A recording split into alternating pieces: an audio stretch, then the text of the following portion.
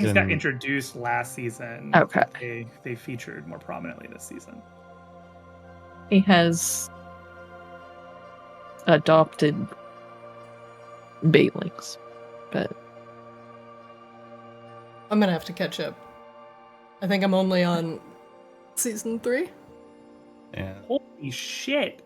Oh, yeah, there's a lot that happens. oh, It's basically much. season 3 is the end of the first arc, and season 4 is the beginning of the second arc. And so then seasons 4 and 5 was a lot of setting up for season 6 and 7.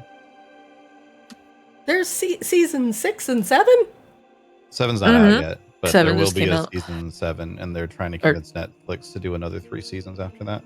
Yeah. Basically, ever since they redubbed it to Mysteries of Erebos, there have been no actual mysteries about Erebos revealed until finally this last season. That's what we There's used to say actually is a that's the mystery. Where's Erebos? Where is this guy? Who, where, what, when, and why is Erebos? Those are the mysteries. Literally like, oh, I'm out to solve the mystery of Erebos. Wait, who's Erebos? Exactly. What's an Erebos? I know, right? Wait, you guys are getting Erebos? Nobody knows what it is, but it's provocative. It gets the people going. It gets them going. How much? It's could an about the Erebos implication. be? $20? Oh my god. There was some stuff that they wanted to do more with in season 5, like the pirate stuff they wanted to do more with in season 5, but it was like, you get 8 episodes, so smash it all together. I don't know what Yeah, every happened now when and I then- like stopped watching Dragon Prince. I think it was just in between seasons and then I forgot to catch up. I still appreciate that they find time to put in like 1 to 2 episodes that are clearly just tabletop RPG content filler for their like whatever their RPG system is, because they're working on an actual tabletop RPG system, I think, right? Like that's It's already out. It's been out for a while. oh, there you go. Yeah, Tales of Xadia. I think there's an expansion for it coming out too. damn. But yeah, there's like the episode where it's just like, we're going to introduce all of this whole new region with all of this new like flora and fauna, and that's just all you're going to consume for the next 20 to 25 minutes. Enjoy. They also just released the game, the ARPG that I was working on. Oh, did they? Yeah, it's unfortunate. They ended up, I think they're still hoping to do a PC release at some point, but it has not been a PC release. It is exclusively on mobile on Netflix games. Oh, that's a bummer. Oh, because it's a Netflix game. Yeah. Yeah. And so literally nobody will ever play it. Basically. Yeah. So That's rough. hopefully there will be, as he said, a PC release, because it was really fun. Like, I've played it on PC. It's very good on PC. Mm-hmm. I do recall having like watched the trailer for it, but that's like the weird thing to me. Like, there's some like all-star talent at Netflix games right now, but literally nobody has ever played a single one of their games ever. Mm-hmm. Is Netflix games like their own launcher?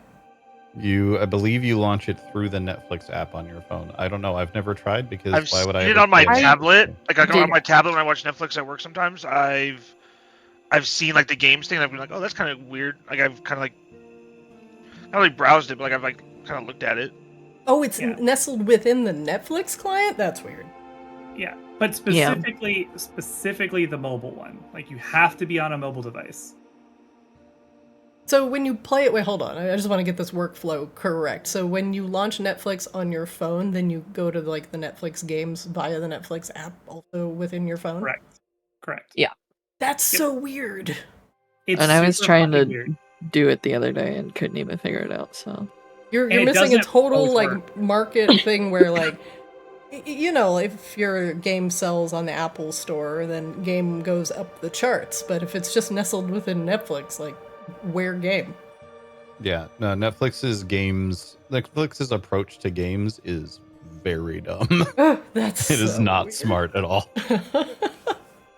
Yeah, I feel like you're missing something because and not like you, the royal Netflix you. Like if I'm bored, sometimes I'll just surf the App Store and be like, oh, what's top 200 on Apple today? And I'll maybe, download something new from that. I would never think to look through Netflix to find the game. Yeah. I just posted a screenshot of on my phone. Oh, I see. Too hot to handle 3. I launched the Netflix app on my phone, and I got a big the Dragon Prince Zadia recently added, get game. I hit that, and then it says your device isn't compatible with this version. Ooh. No. No. We do have old phones. Well, old in the phone sense. They're 3 years old. No, that means your battery is going to start getting manipulated. It is 100% is. Yeah, my poor battery is also draining. I think I have a 12 or something. Well, even if Netflix won't let us go to Zadia, Raine is officially no longer exiled from Xavia, so we can go there. Legally distinct continent name.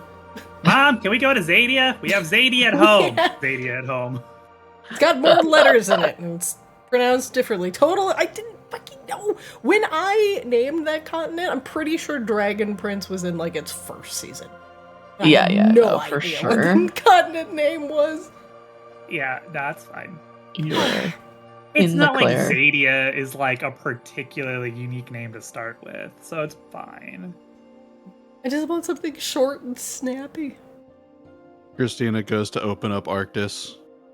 One continent has a weird placeholder name. You must change this name before logging in. No! I've been hit with the DMCA!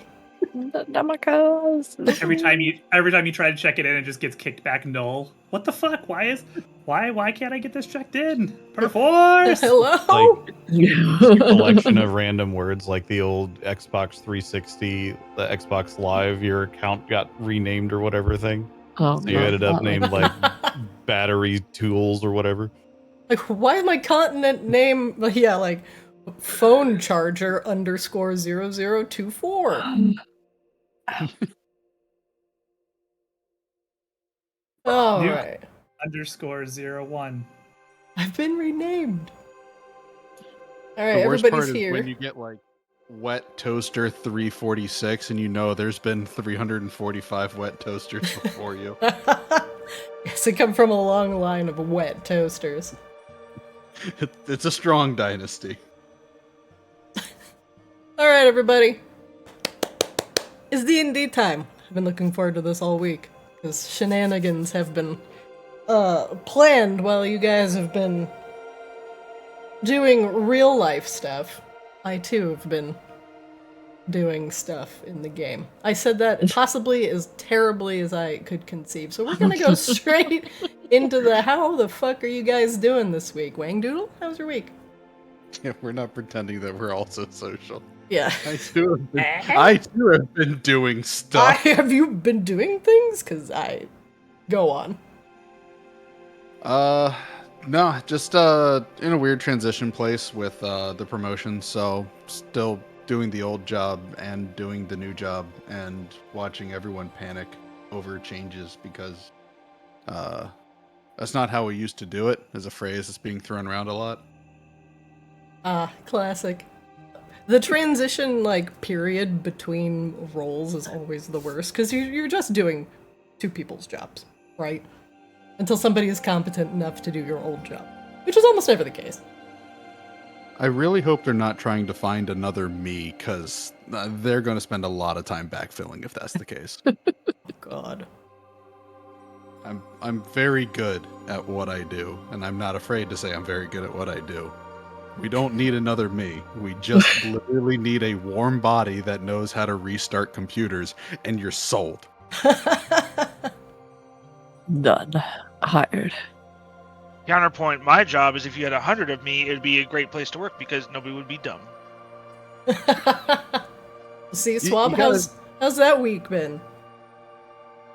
Yeah, my week has been absolutely miserable. We have reached the dog days of summer where we can no longer fill the gaps with overtime because guys do not want it anymore. How it was is we had glaring holes in staffing at peak times, and it was just filled with overtime. You just go up to guys and be like, hey, you want to come in? Hey, you want to stay late? Yeah, sure, no problem. And now that guys have gotten run ragged in a very hot summer, they are like, nah, I don't want to do that anymore. So now all of the glaring holes have shown all the problems that we have, and it was basically you need 3 people to work a flight. We had 2-man teams with like, you just go as whatever pace you can, take it like a safety timeout, which is like the one good thing about my job is when it gets super hot or gets unsafe, you can call a safety timeout, and it's sort of like a, not necessarily get out of jail free card, but it's like a, hey, I'm calling a safety timeout for this reason, and it's fine. Like nobody's gonna question it. Mm-hmm. But that caused a lot of delays. Like on Saturday, I was outside myself when I'm normally not even outside anymore. I was outside from 9 a.m. to 2:30 p.m. with like 1 10-minute break to go in and get water, and that was pretty much it. And we were still just like so far behind. And so now every day that we come in, it's like that because the staffing model is not good. Oh no. So That's awful. yeah. And it sucks that the overtime trick, it's like, yeah, you get paid more, but you're just burning everybody out now.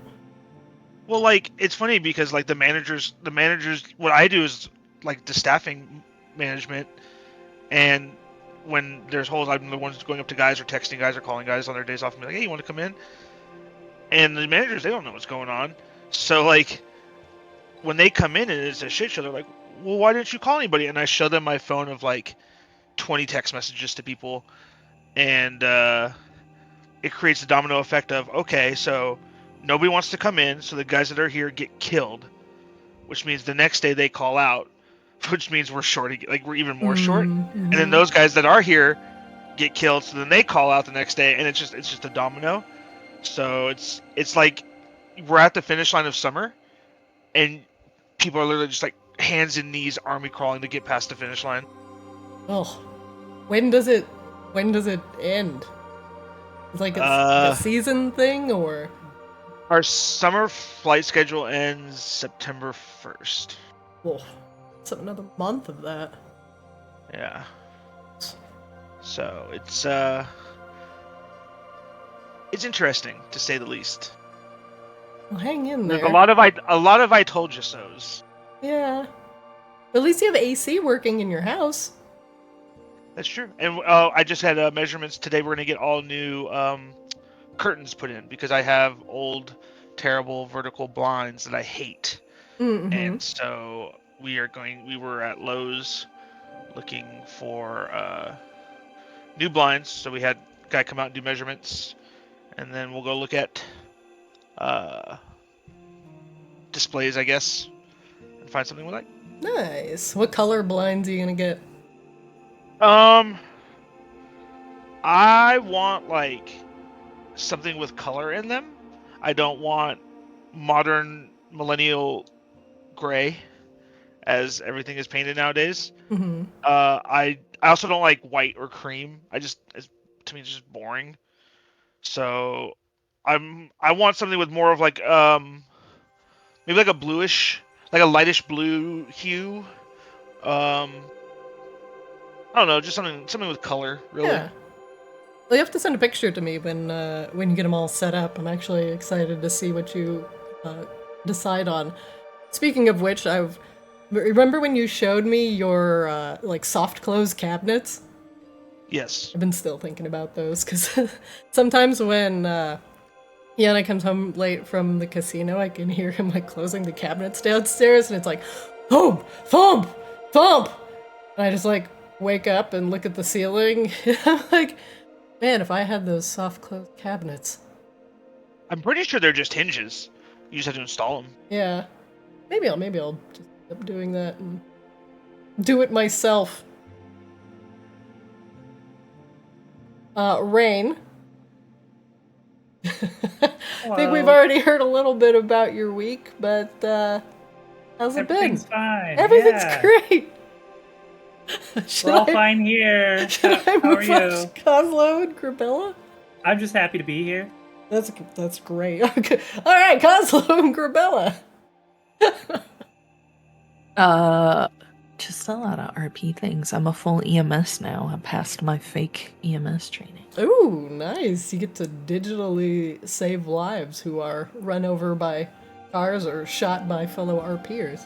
Yes, basically. Or I did stupid and went up in the wilderness for reasons. That was all my calls yesterday. Was saving people from cats and Oh, getting mauled by accidents mountain and- lions? Yeah. This is like Yeah, my second yeah. favorite way to have GTRP streamers getting hurt is getting mauled by the fucking mountain lions. It's We have so funny. a scrapping system on our thing, and one of the things you can get is baseballs, and we've been collecting them. Well, Devo, the first baseball he found, he wanted to hit a cougar with, which he thought was a great idea, and then it attacked me. It ignored me. It worked as far as I'm concerned. You only Ran need to right past run. me and attacked her. You It only really need to did run faster past than the him. second slowest person. Yeah, it really Yep. went past him and attacked me. I was like, son of a bitch, I didn't do anything. Those cats and their object permanence. Yeah. I was shiny. That's all that mattered. That and some Atlas things. Also being a pirate on the side. Multitasking. Nice. Or a not quite pirate. We've set ourselves up as the company that's friends with all the pirates and pulls some of the strings behind the scenes, but doesn't actually do any of the piracy stuff ourselves. We have people for that. Smuggler type thing. But yeah, it's been a lot of RP and a lot of World of Warcraft. We just killed Ragnaros for the first time finally, immediately before D&D. Oh, hell yeah. So that was good. We've been like undermanning everything. We did it with 17, I think, people in the raid. So there's that new, like, hard system. What is it called? Like fire or flame? Like fire 1? Or fire... Heat is what it's called. Yeah.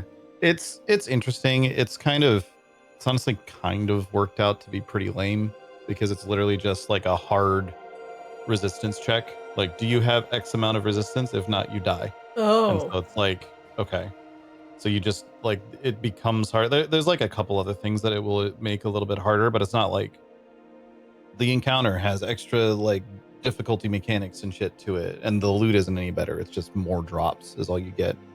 So, and the bosses all already drop enough loot that we've got people with like 4-piece already after one full clear. Oh, wow. So, yeah. So it's kind of like, okay, I get it, but also I'm not terribly interested because like all it means is that I can't wear any of my gear because I need to be wearing fire resistance gear instead. I saw that they took out, or not took out, but like deactivated the Uber's FR buff when you MC the dudes.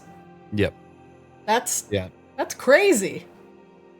It is. As the priest in Classic who used to have to sit in Ubers and buff a 40-player raid with like one at a time with that fire buff when we were doing Nefarian at the very least, I don't mind that that's not something we have to think about. Mm-hmm. Is a pain in the ass. What server are you on, Cosmo? Wild Growth. Okay. The guys that I played Classic WoW with, who all still play SOD, have the Devil Soar fire resist pattern or whatever, Mafia'd. So like, it is. People do not like it. There's been Reddit posts. It's pretty funny. That is funny. They're just controlling the market. There's some pattern that drops from like a Devil Soar and Ungoro. There's like some named Devil Soar now, and it drops like a pattern for like a fire resist gear. And the guys I play with, the guild controls it, and he's the only one with the pattern. So he charges like a 500 gold crafting fee, and like he's literally the only one with it. So if you want it, you have to pay it. That's funny. Is it a PvP server? Yeah. Yeah, I'd assume so. That's funny. All right, everybody. Thanks for sharing your weeks with me. Let's get back to some Arctis, shall we? I'm excited. As I'm rubbing my hands together, mischievously. Previously on Arctis Ascended. Destroying the Kraken Lich, Nerys Flowborn. You have escaped with premium cargo, some Corinthians that you have returned home safely, and of course, Kozlov's mom. You brought everybody back to Rascal's Reef for a very brief family reunion, and as Rosie threatened to break the legs of the man that betrayed her, Kozlo took the reins, usurped his father, and now the fully renamed Kozlo's Reef is under new management as Kozlo continues his adventures throughout Arctis. Rosie has suggested to take all of the goblins that have been tainted by Nerys's soul meddling and return them to the goblin, or at least Kozlo's family home of Muckholm, just on the east coast of Arctis. Returning to Muckholm for a brief jaunt, you met with the village elder, and as she went about sniffing everybody, realized just how bad that situation had gotten, and prescribed some a very long spa day for the rest of the tainted Greenfingers. As the Greenfinger gathering got delegated to the muck, she said that the mosquitoes and the leeches would feast upon them for a time, getting rid of most of their taint, while the muck slowly regenerated their goblinish being. It would take a significant amount of time, but Rascal definitely needs some time to think about what he has done. And after handing over his wedding ring to Rosie, climbed into the pit and landed in its depths with a splash.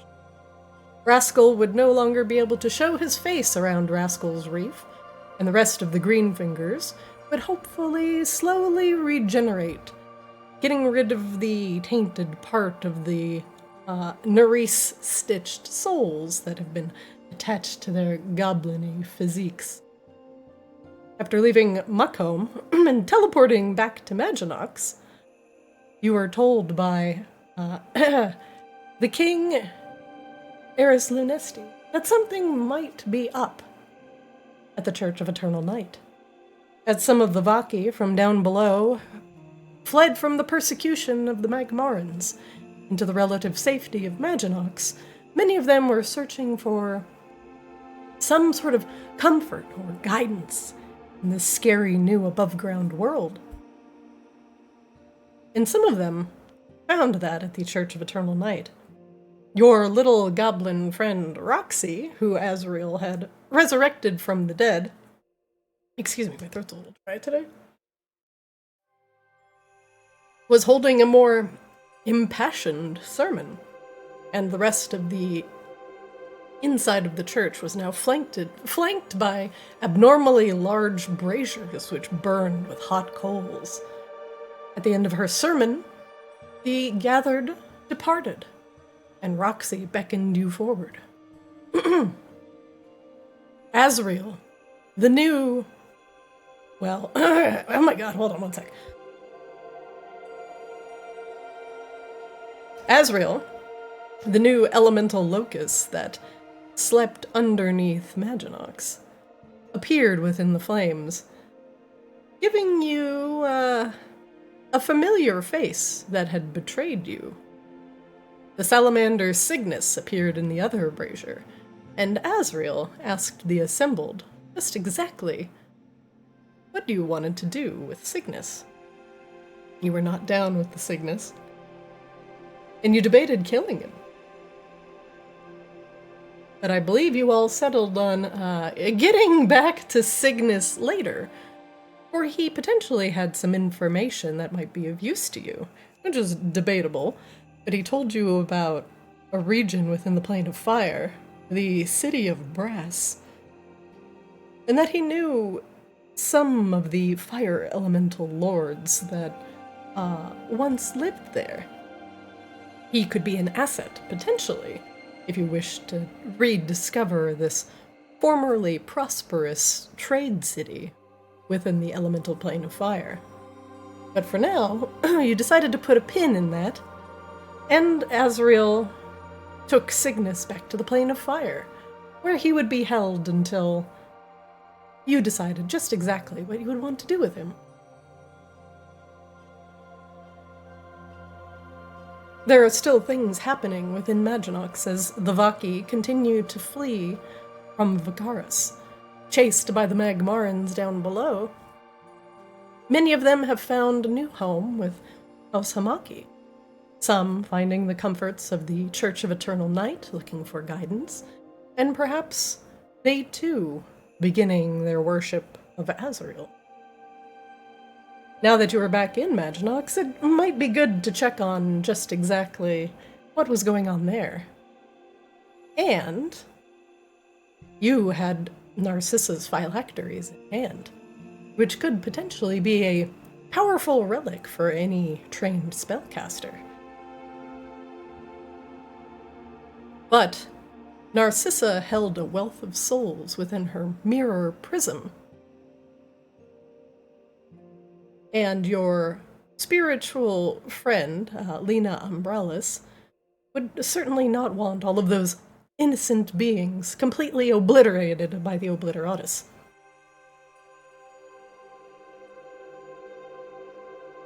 You guys have a couple potential things you could do or pursue from here, but perhaps going back to Grebella's lair and catching up on just exactly what you want to do with Narcissa may be the best route going forward.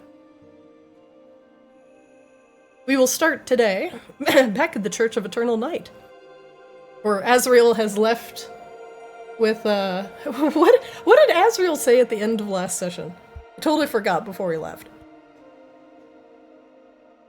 It was something very, cute. I totally forgot. It's from Ghostbusters? I cannot possibly be expected to recall what they said last week. Anyway, Azrael has departed with Salamander, Cygnus in tow, and you all can come back to that later.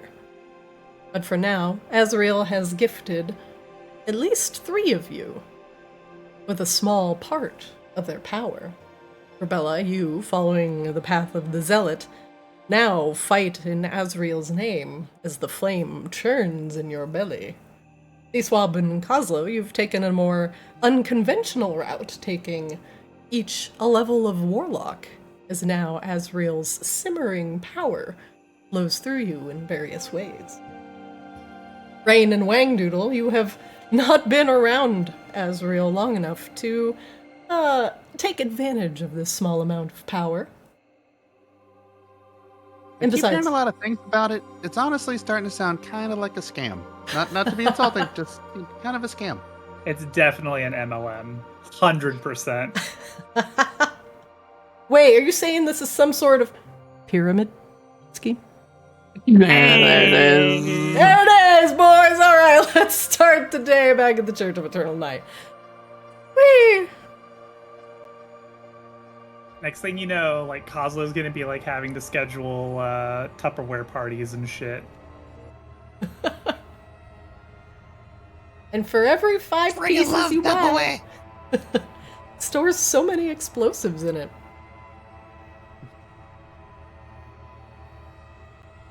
You can fit so many fireballs in this bad boy. Not like this. Azrael, for now, has left. Leaving you back with the tiny little zealot known as Roxy. She rubs her hands, excited to see her deity grow in power. And she too senses the power of Azrael flowing through Swab, Grebella, and Kozlo. And she turns to you with a wide-mouthed grin. Ah. What will you do with Cygnus? Sacrifice? She exclaims with excitement. I think we're putting that one pretty firmly in the figure it out later category. Oh, she hangs her head in her hands, and looks a little defeated, just a little bit bummed out. Oh, no sacrifice. But those are so good for the morale. Really shows your dedication. Well, if you decide to do the sacrifice, consider hosting it at Church of Eternal Night. We'll get a real big turnout for that. I'll make flyers and everything. Roxy. What? Maybe not in front of the queen. Yeah, actually, that's a good point. Just how many sacrifices have you performed here? So I can let the lawyers know later when they're writing up charges. She looks momentarily guilty and presses her fingertips together. None. Just sacrifice of my time and energy. Of course, Your Majesty. Apparently word about some of the things happening here has gotten up to the king as well, Roxy. Oh. You been doing anything weird? Just taking tithes. Nothing out of the ordinary. Keep your knife in your pocket. She puts her knife back in her pocket. We don't want to get all of your and Azriel's hard work thrown away for stabbing stuff. Don't be silly. The sacrifice is completely for show. Because they come back anyway in Maginot, right? The death really isn't permanent. It's just a show of your faith. The dedication. No, I don't think that's quite right at all, actually. Oh, look at me. I think we are looking at you, Roxy. That's the problem. She puts her knife away again. I'm just saying, try to keep it on the up and up, please. Oh, she just You got a lot flashes of- you. don't worry. Our turnout at the church has been fantastic lately. Yes, which means you have even more eyes on you, like the king. Mm-hmm. Maybe Raine- he'll show up one of these days. That'd be exciting. Raine Mickey's steps up to worried Roxy to show up. Hmm. and kind of kneels down so she's level with Roxy. Hi. Hi. Oh, thank God. Roxy, is it? Mm-hmm. Dusk Child, priestess of Azriel, Roxy, if you please. Dusk Child, priestess of Azrael, Roxy. You might want to come up with some kind of acronym for that. That's quite a mouthful, but not to put too fine of a point on it, but there have been a lot of dark entities involved in manipulating the people of Maginox from their extraplanar lairs. Mm-hmm. I've had to kill many of them myself to free the people of Maginox. Now, so long as you're all fine to defer mortal matters to the crown, I have no problem with your little church. I have no problem with your worship of this Azriel fellow. But the safety and security of the people of Maginox are my first and primary concern. If you threaten that in any way, there will be no plane for your Azriel to hide. Do I make myself clear? Scratches her chin. But are you master of life and death? Or merely a traveler across the plains? Roxy, Well, be I'm polite. just saying, there's a big difference between getting on a carriage and going from place to place versus, actually controlling the place. I'm Let's just gonna leave it walk at away I've- before the queen murders somebody. Actually, no. Grebella is gonna grab Roxy by the ear and pull her over to here. Come here! Ew! Grebella? Oh, before you Do you gone, want to get this place shut down? No. Then you need to be kissing that lady's butt metaphorically, not literally. The church is... And not causing trouble. I know you have your message, but keeping this place open is more important, is it not? Yeah. So play nice, or you're gonna get this place shut down, and then that would really suck. Azrael and all of us that cleared out this place worked really hard, and you've done a lot. I don't want to see that go to waste because you're being too sassy. Well, She scuffs her toe in the tile underneath her. even without the church, or the roof, the people that understand will still find a way to gather, worship. I get that, but having a place in a big city would also make all of that a lot easier, would it not? You need to think bigger picture. And sometimes even religious people have to play politics so they could get the word out to all the good folk of Maginox, yes? Yeah. So occasionally you have to bite your tongue and say, yes, ma'am, and I will do that. And play the game a little, okay? Because right now you're pissing her off, and the king's already had people coming to him worried.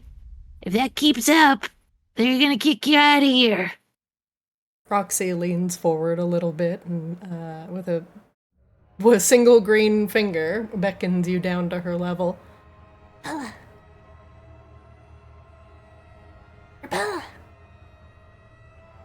She wants you to kneel down, or at least she wants to kneel whisper. She gets up on tiptoes and whispers in your ear. You think it's a little bit scared? No, I think that woman is very, very powerful, and aside from some of the crazy things Azrael has done to get him where he is, she's not too many steps away. I have seen her do some crazy stuff, Roxy. And you hear that coming from me? You should take that with all of the grains of salt that are there. She is very powerful. And she will protect the city. And this place should be a place where people can come and find happiness and stuff, right? Right. So try to lean into that and less of the stabby and putting yourself above people who just want to hear the good word. And maybe stick to the good word part instead of the, oh, we are better than everything, because that's going to draw the wrong kind of attention. I think I get it. I think I'm picking up what you are throwing down. And Miss Raine over there is also very nice. We don't want to piss her off. She's been very good to us. And having a friend like that and her husband, this place could go even further. You gotta think bigger picture. I know the message is important, but being able to get out the message in a very nice and effective way is also important too, yeah? Yeah. Yeah, you're right. I should apologize. That was what I was gonna say. Say you're sorry, and that you hope one day you could tell her about the great word of blah blah blah blah blah blah blah. Okay? Okay. I don't want to see this place get shut down or closed down because they think things are too weird. That's all Grebella has. I'm just thinking of like, what is too weird for Matt? Have we hit that level? The We're king's trying worried to- about it? Yes, We're we trying to come back from the weird. Like, we're trying to look. There's been at least 3 different demonic incursions that we've had to. Come on. We're trying to step back from that line. On today's episode of 3 Houses and a Cult. After conferring with my good friend Grebella, I have realized, my queen, that I was overzealous. And all I want for this great city of yours is for... Serious danger. I don't know why. A, my phone had sound on, and B, it decided to just pick that of all things. This chicken is in danger. I hear you, Azriel! Shut up for a second! We'll save the chicken in a minute, Azriel. Hold on. I mean, if there's a chicken in the plane of fire, I'm not gonna do much about The that. great fire chicken is upon us. We will get to the roast chicken in a second! So sorry. God I'm damn it. crying. Thanks, phone. Thanks. Your chicken is under attack. Well, that's done. Perhaps I was a little overzealous, and I just want to provide guidance for those that may have lost a lot and are coming to your great city in search of, a new guiding light. I mean no harm, of course. Except for that salamander Cygnus guy, he kind of betrayed everybody here in a pretty serious way. He's kind of a jerk. Yeah, he's definitely very self-serving and, well, would screw you over just to get $1 kind of guy. Yeah. But besides that, the point of our church is to remind people that Maginox is a place of great life and death, and that the reborn, Grebella, have a place in this society. And even though they come back from the dead with all their memories, or somebody else's memories, or even no memory, and give them guidance on how to exist on this plane with other people. That's all. Grebella will nod and hope that Raine is semi-satisfied with that.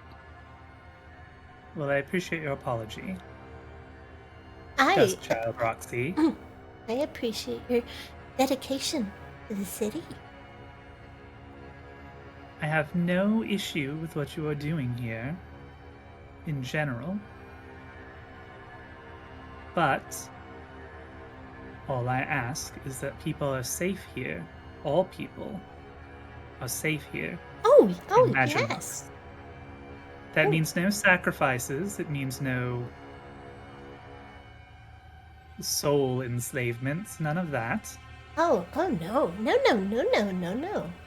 And it means where there are legal infractions of a moral variety, they are deferred to the crown of Maginox. Legal acts of a moral variety. Mortal variety. Mortal. So your adversary, Ignis, if you were to do Cygnus, is that not what I said? I thought you said Ignis. Oh, I meant Cygnus. Anyway, as it relates to him, any punishment that you choose to mete out will either be done in accordance with the laws of Maginox, or they will not be done here. Are we clear?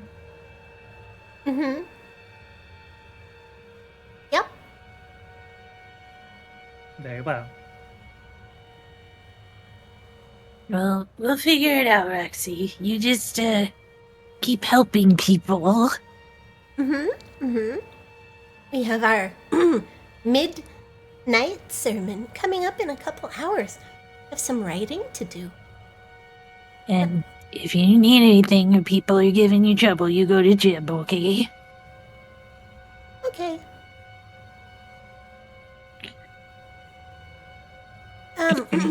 She starts moving towards the stairs and turns around and gives Raine a look. Raine pulls out 100 gold. My tithe for your sermon. Wow, this is a heckin' tithe. Yeah. A big chunky lad.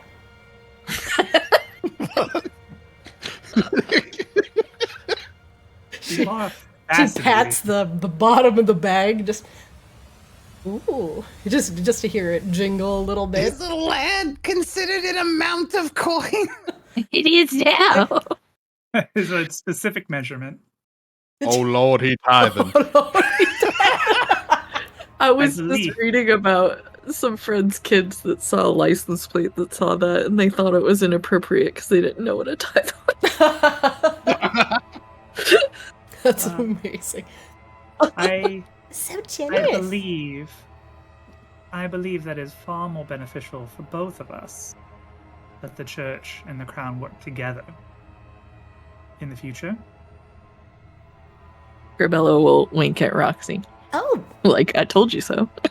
Oh, it doesn't have to be in the future. It can be right now. She slaps the bottom of the bag.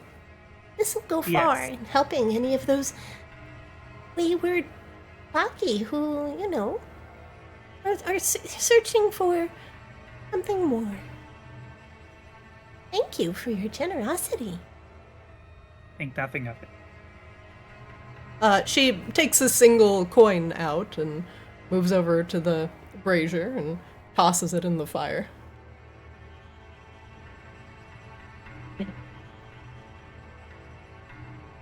Oh, hey, Roxy. Yes. So, just slightly unrelated question. You said consider doing the sacrifice here. Are there other churches? No, not yet. But we are considering an expansion. Our pews are getting quite full. Oh. Well, Believe it so or you- not, there used to be a weird demonic bug that lived here. Oh, She stomps on the dais that's underneath her feet. no, we retiled everything, and we stimulated the economy. We used all of our tithe and taxes from the church to pay the people that worked on it. And now we don't have a hole in the floor anymore. It's covered with pallets. A look of relief washes across Kozlo's face as he realizes. Look, he was definitely concerned what she meant by stimulated the economy. So, of course, with your queen's permission, we were considering a more centralized location. For worship, of course. But that's something we can talk about at a later time. We're not ready to expand yet. That sounds like something you should take up with Eris. It sounds much more up his alley. Zoning laws and all that. Mm-hmm. He's very nice. Very well. When the time comes, I will proposition the king for a place to expand. And tell him all about the glory of the Church of Eternal Night. He's getting there. She kind of whispers over to Raine. Billy, if you'll excuse me, I need to pen the mid-eve sermon. It's been very nice, all of you. It is Raine, you do. make me a perception check real quick. Oh, that's not the right button. Sorry, I clicked too many times. What exactly are you perceiving? She perceives Oh my her God. sword. Please do not stab Roxy. Roxy disappears behind the fence that separates her and the large, ominous-looking golden inlaid sarcophagus at the north part of the room. You feel eyes on you, eyes in the darkness that belong to a large dog made entirely of corpses. Its lips are pulled back against its teeth in a very silent growl. And as you look at it, the eyes close and disappear back behind the sarcophagus. What's perception? I'm sure I'm also. Oh. that onto a perception. I saw the 20. Is it rolling? I Yeah. can't see it rolling or popping up on the side. It's not popping up in chat. It's weird. But we'll go with the 20. You see Meatball behind the sarcophagus, who did not seem to take kindly to how Raine was talking to Roxy. It did not go as far as to growl audibly, but was definitely watching her for any sort of untoward movements. Well, we should get moving. Just to be clear, you're all aware that there's a giant zombie dog back there, right? Yes. It's Meatball. He's nice. He is nice. Roxy, could you make sure to put the fancy collar on Meatball when you have him in front of people, please? Oh, She jumps over the sarcophagus, looks down. oh, but sometimes he likes being free. You know, I Yes. know. he's a good boy. He is a good boy. I just... When As there's good a- people around, he needs to be a good boy for them to look at. Yeah. She disappears when behind the it- sarcophagus. Come here, When boy.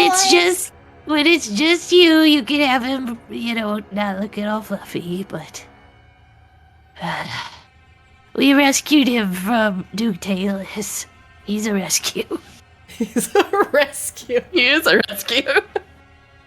And he's a very good dog, and I know he's very unsightly, but he does have a collar to make him look nicer, so we try to keep that on him when people are around. I'm sorry, Roxy is really... She's learning. Kind of Grebella's just intense, embarrassed. isn't she? Very intense. She really, really wants to stab somebody in a consensual way, and nobody has said yes yet. That is a weird way to frame whatever it is you just said. Grebella. Yeah. You don't Hey, want let's to go talk to know. a lich in a mirror. I don't know what the problem is. It made sense to me just fine. Hey, Jib. Hey, Grebella, what's going on? Roxy was just given a very nice tithe from Miss Raine here. Will you make sure that Roxy doesn't burn all of it in the fire? Oh, yeah, of course. She just likes to give a coin or two to, the flames. It's her thing Yeah. now, I guess. Yeah. You guys go ahead. I'll catch up. Don't worry. Does she have like a special thing with fire? Like, there's a lot of fire in this building. Oh, yeah, I guess ever since, Azriel's been talking to her in her head, I sat through a lot of sermons, and they've all changed, from day to day, but recently they've taken a very, cleansing, reinvigorating, fiery type gist. She's talking about the flickering flames of life, and, what else? You get it. Inside all of us is a fire, and then we grow old, and the fire gets a little dimmer, and then when we age and we get a little bit weaker, the fire gets a little bit smaller, and then when we die, the fire goes out. But her whole thing is the fire never has to go out, right? So it keeps the fires on in here all the time, and I gotta tell you, wish we could really keep the doors open during some of the sermons, because it's starting to get a little hot with the coals. Yeah, be careful of that. So, But the Vaki love it. I mean, they're like, ooh, sauna, and they come in here, and they're like, yeah, this is great. I mean, it's a little hot for me. I mean, whew.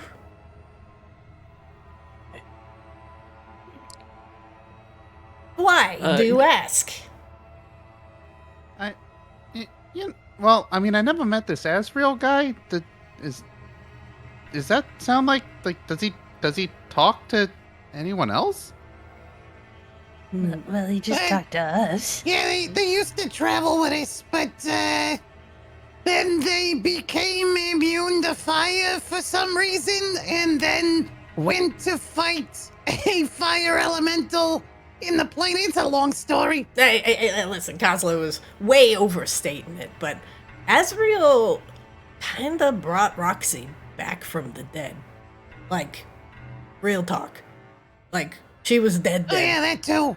And She then, was very dead. like, extremely Grebella just dead. kind of freezes, like, thought we weren't supposed to talk.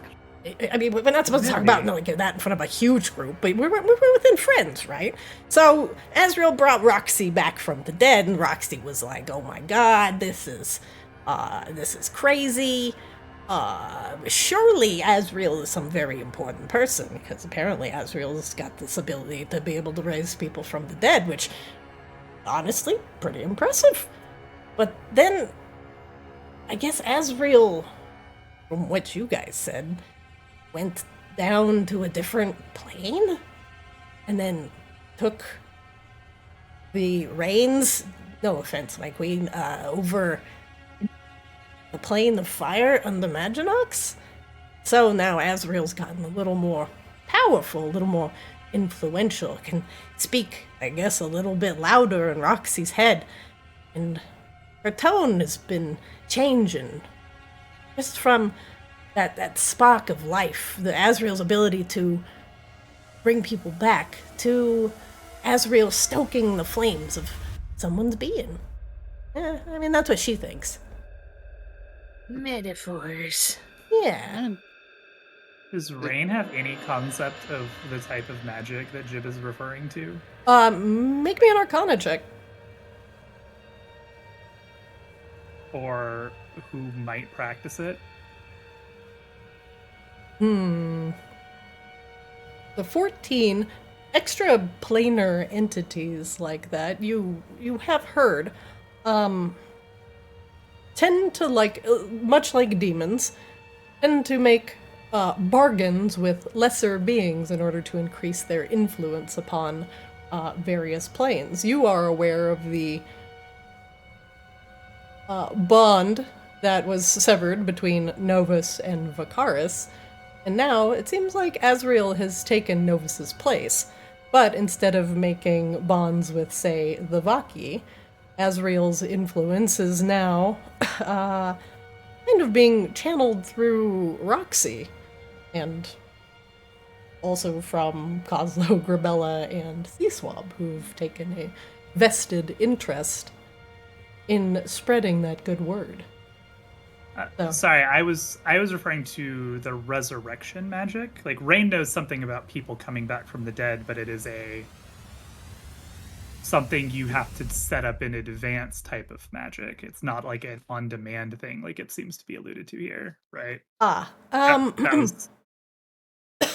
Raine does not know of any other entities that can raise people on command. So whatever Azrael did may be extremely rare, if not unique, to them.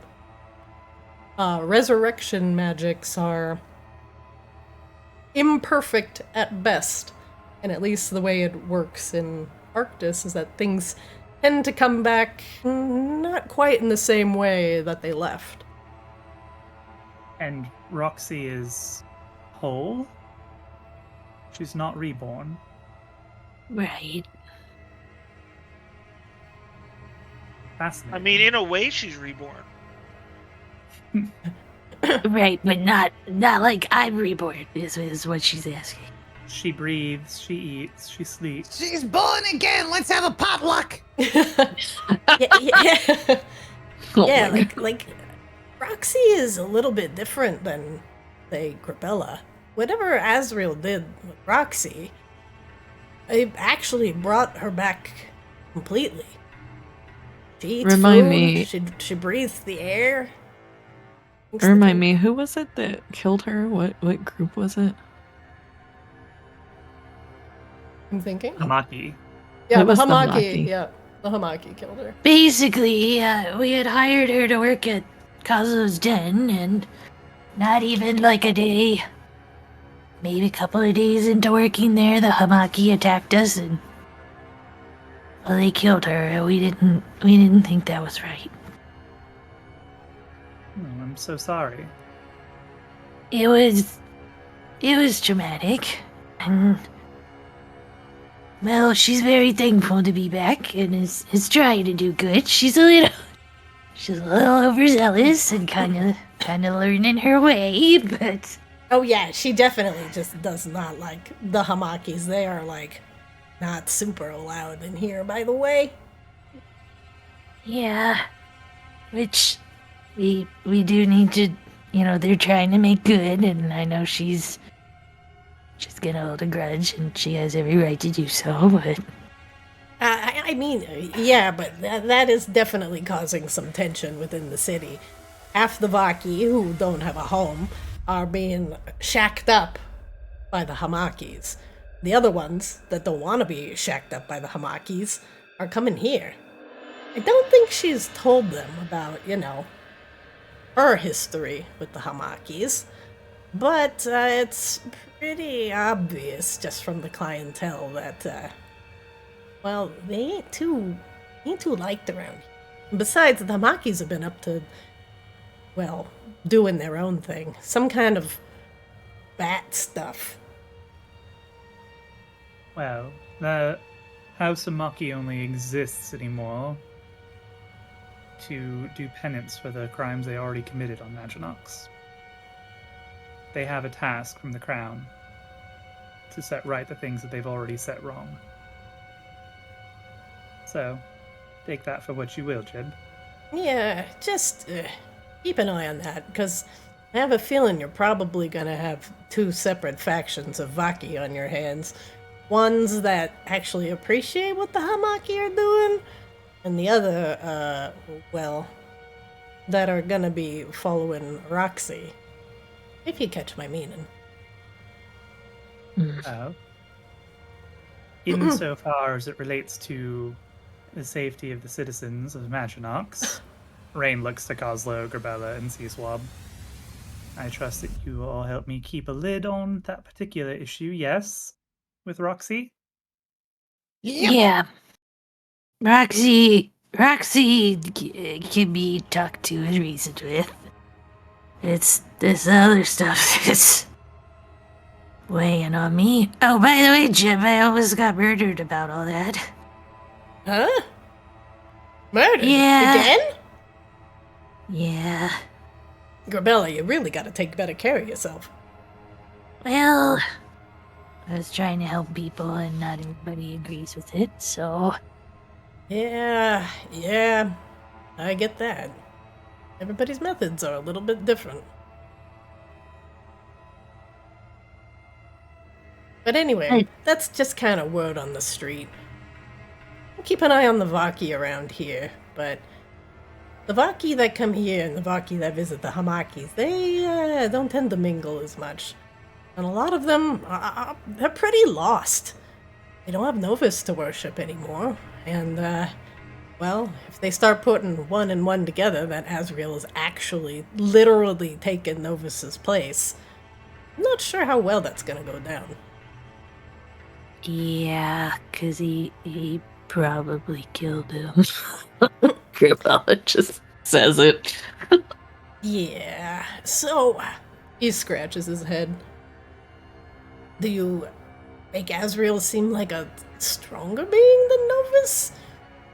I don't know, but I would say he would do more for them without making them go to war and stuff.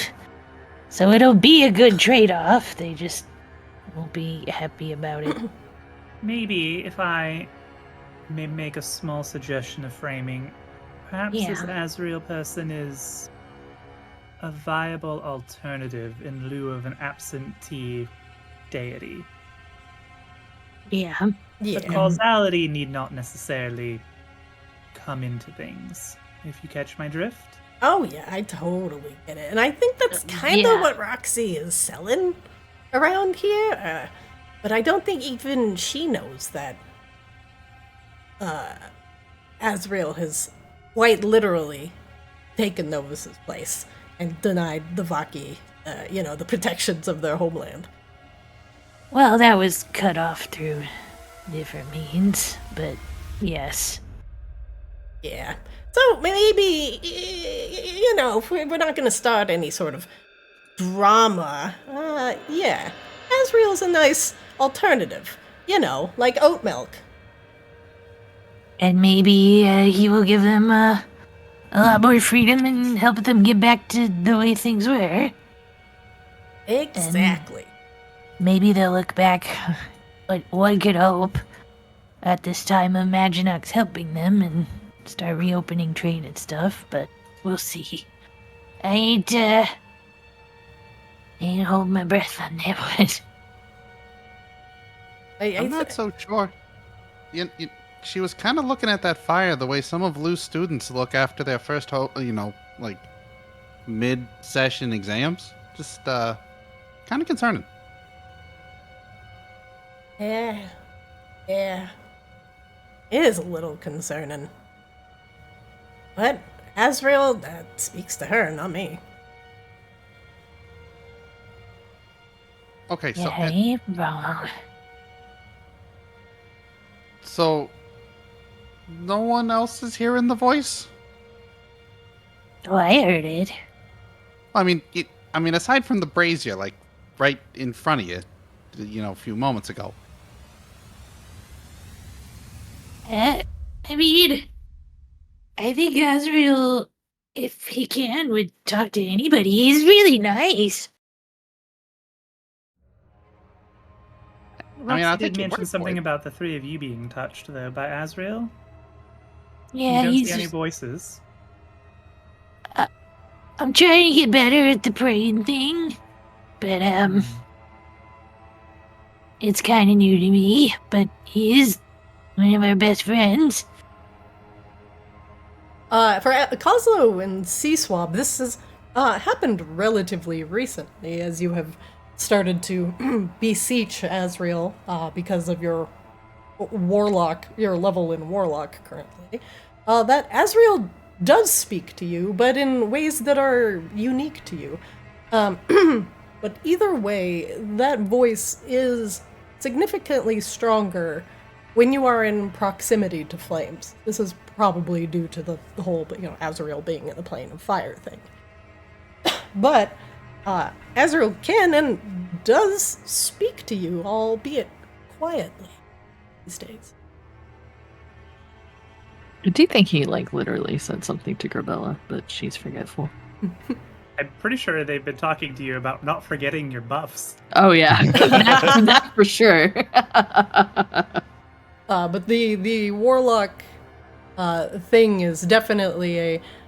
while Azrael has been in the plane of fire, they are providing you a small bit of their power and guidance from essentially being on the elemental plane. At least for Kozlo, it can augment your naturally... what was the word I'm looking for? Fire-akin spells. And for Sea-Swab, it has offered you a little bit more versatility, at least, and a little bit more power. And that is coming directly from the plane of fire. Versatility.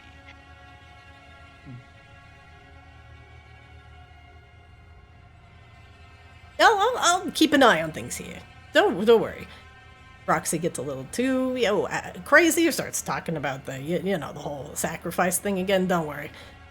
I don't want that. You don't want that. And my queen, and ain't nobody want that. But I think you talk some sense into her. She might dial it back a little. I hope so.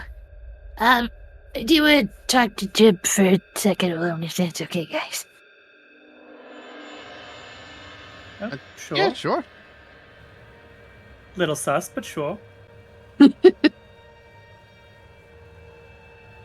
This is when Grebella would relay the stuff about the ducks that she heard from the king, and just general, we do need to figure out working with them and making shit look as legit as possible.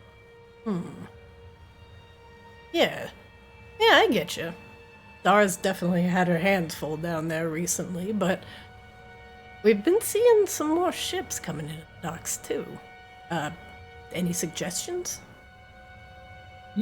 Maybe some of these Vaki people, water might not be their favorite thing, but there's a lot of the docks that ain't water. Maybe we could give them, jobs. with the uptick in business. He nods. That is definitely, potentially a good idea. I don't know how well Vaki might take to the water, but we could put around some help wanted signs just in case. If we're starting to see more What about ships. the dry docks? She winks. Totally not knowing what that means. And honestly, Grebella, I haven't really seen many of them at all at the docks. Mostly between House Hamaki and here. They've lost a lot of stuff. I don't think a lot of them are really keen on working. At least not until they found their footing. Yeah. Try to offer them close to what we got people going for currently, and maybe that'll, help them see that everything's within reach again. Well, if what you say is true about Rascal's Reef and all that, then yeah, we're probably going to see a lot more influx coming into the docks. I'll talk to Dara and make sure at least that's going to be covered. We also had a little influx of, I'm not going to say random adventurers, but just adventurers coming from the crown. I guess they've been paid out by Eris? King Eris. At least to make sure things around the city aren't going crazy. But half of them I know are starting to escort some of the Vaki from down below up to Maginox. That contingent is being led by Vulka. Yeah, it turns out there was a big hunk of gold, and it was set with a very specific purpose of recruiting some adventurers to Maginox, just to make sure things are covered after the Hamakis went down. We lost a lot of the city guard. And now, the crown seems to have a little bit of influx of money just to make sure, well, nobody's stealing and looting and all that, and I think things are alright. But that money ain't gonna last forever. So, your guards for hire, they're around, and they're helping out. But once that money runs out, we're gonna need a better plan. Yeah, you're not wrong.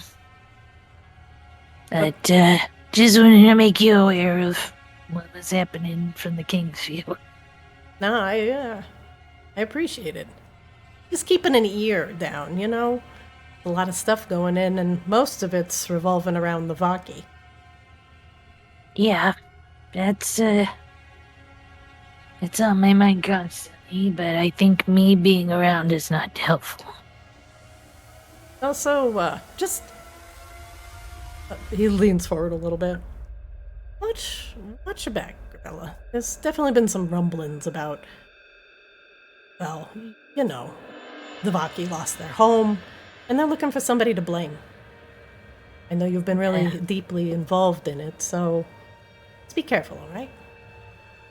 I've been trying to do everything I can to accommodate them and make their lives easier until maybe Asriel can make their life easier, but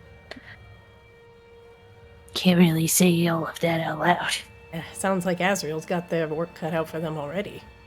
I mean, what you say is true, and he took Novus's place. He's got a lot of learning to do.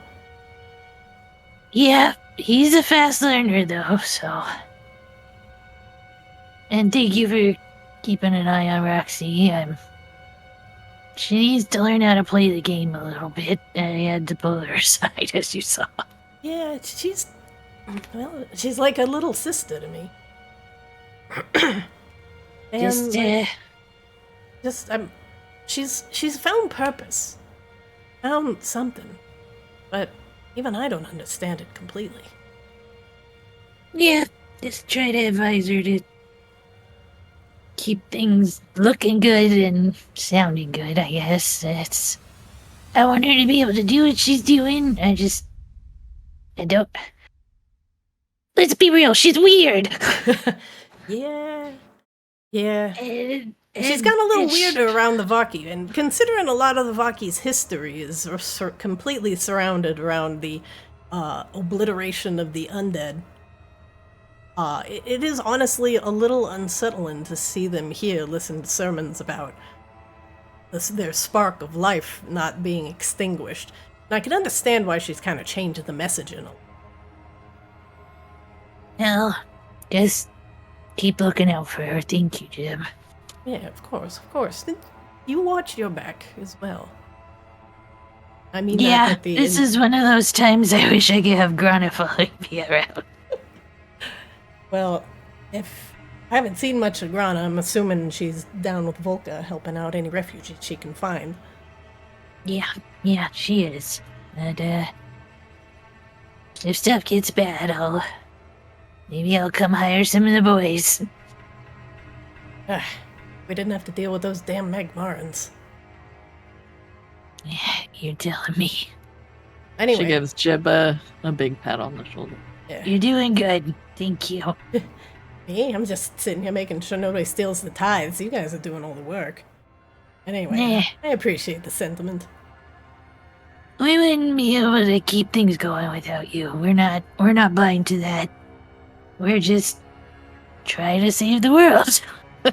Don't worry. At least the gang, and I will admit, they like to drink and slack off at times, but Dara is, she's in that chair at the docks more often than not, and the rest of your gang, aside from carousing, generally seem to be interested in helping out. They owe you a life debt. So, whenever they slack off, I remind them of, that simple fact.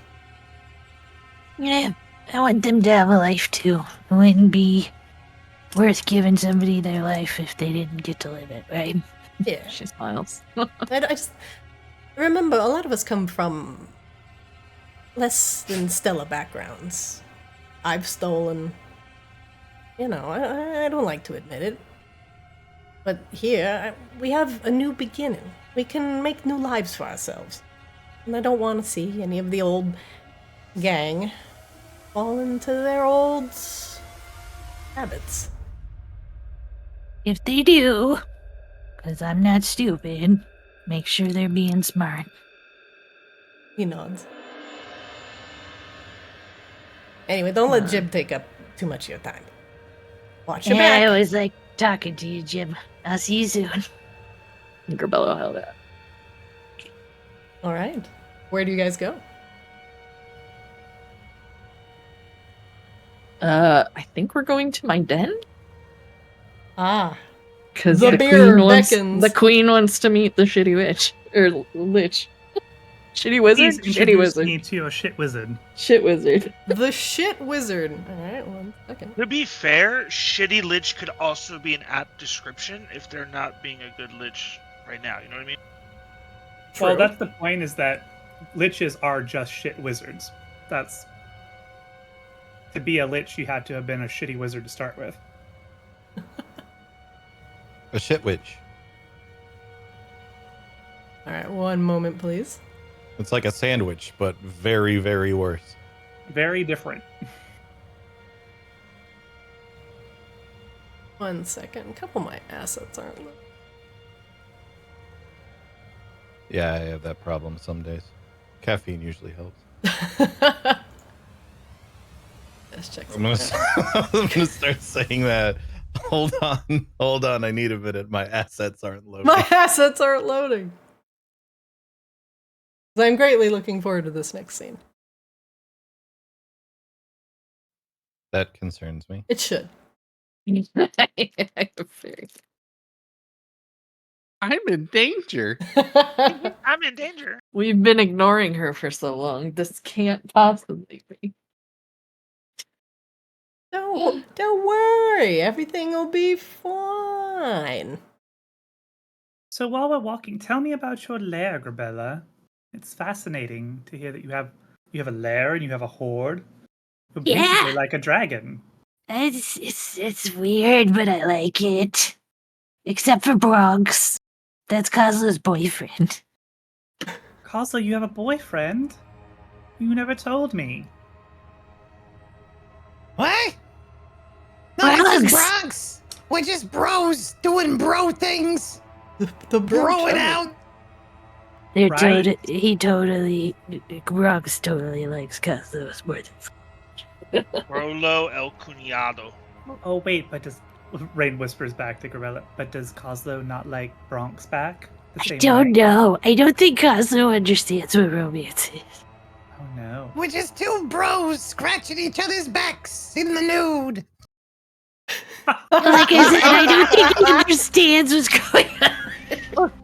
You don't bro and tell. That's the basic rule. It's fine. Wait a minute. Actually, Grebella, are you sure Coslo's not like? There's no chance Coslo could be pregnant. Oh no, am I Cosmo, pregnant? are you pregnant? Child. Are you pregnant? With the baby socks! No? Okay. Raine. Also, by the way, Bronx is undead as well. We also rescued him from two tailors. And, we've rescued a lot of things. Just keep that in mind. You keep referring to this person, Duke Talus. I have no idea who this is. What? Oh. We also killed him. Oh. Yeah, he was Well, he was a really icky vampire. Oh. It was great, actually. He got slowed by, I think it was Togum that did that, actually. Oh, And then Who's he tried to... Tugum? Oh, you some don't wanna- asshole who we also killed. oh my God, Paya! Hello, Grebella. Oh, it's good to see you.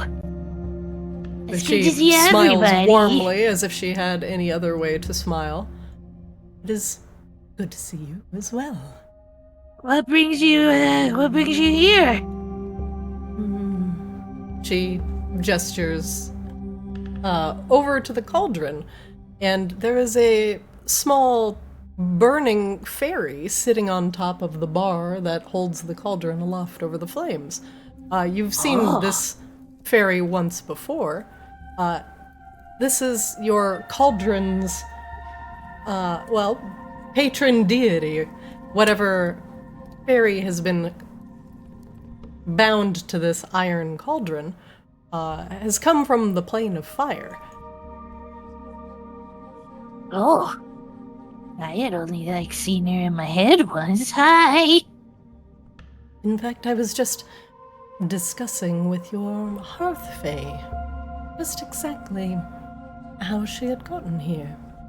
But she has been bound for so long, and the iron obscures her view, that I've finally been able to coax her out. Oh, I am a creature from the plane of fire myself. It has taken a delicate hand in order to ensure that she is safe from the bounds of the iron. But your hearth fae comes from a place just on the borders of the plane of fire and the dreaming.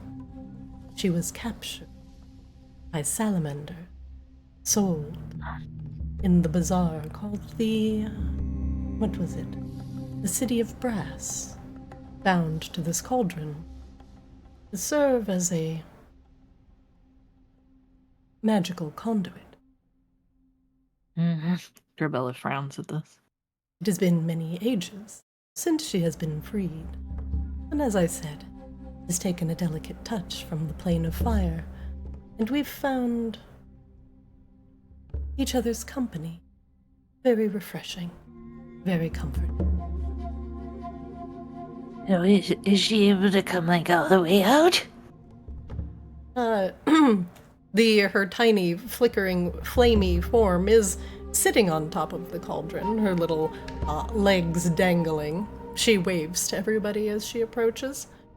She can, for a time, but it will take her a significant period of time in order to reacclimate to this plane. She is still connected to the plane of fire, as you are aware.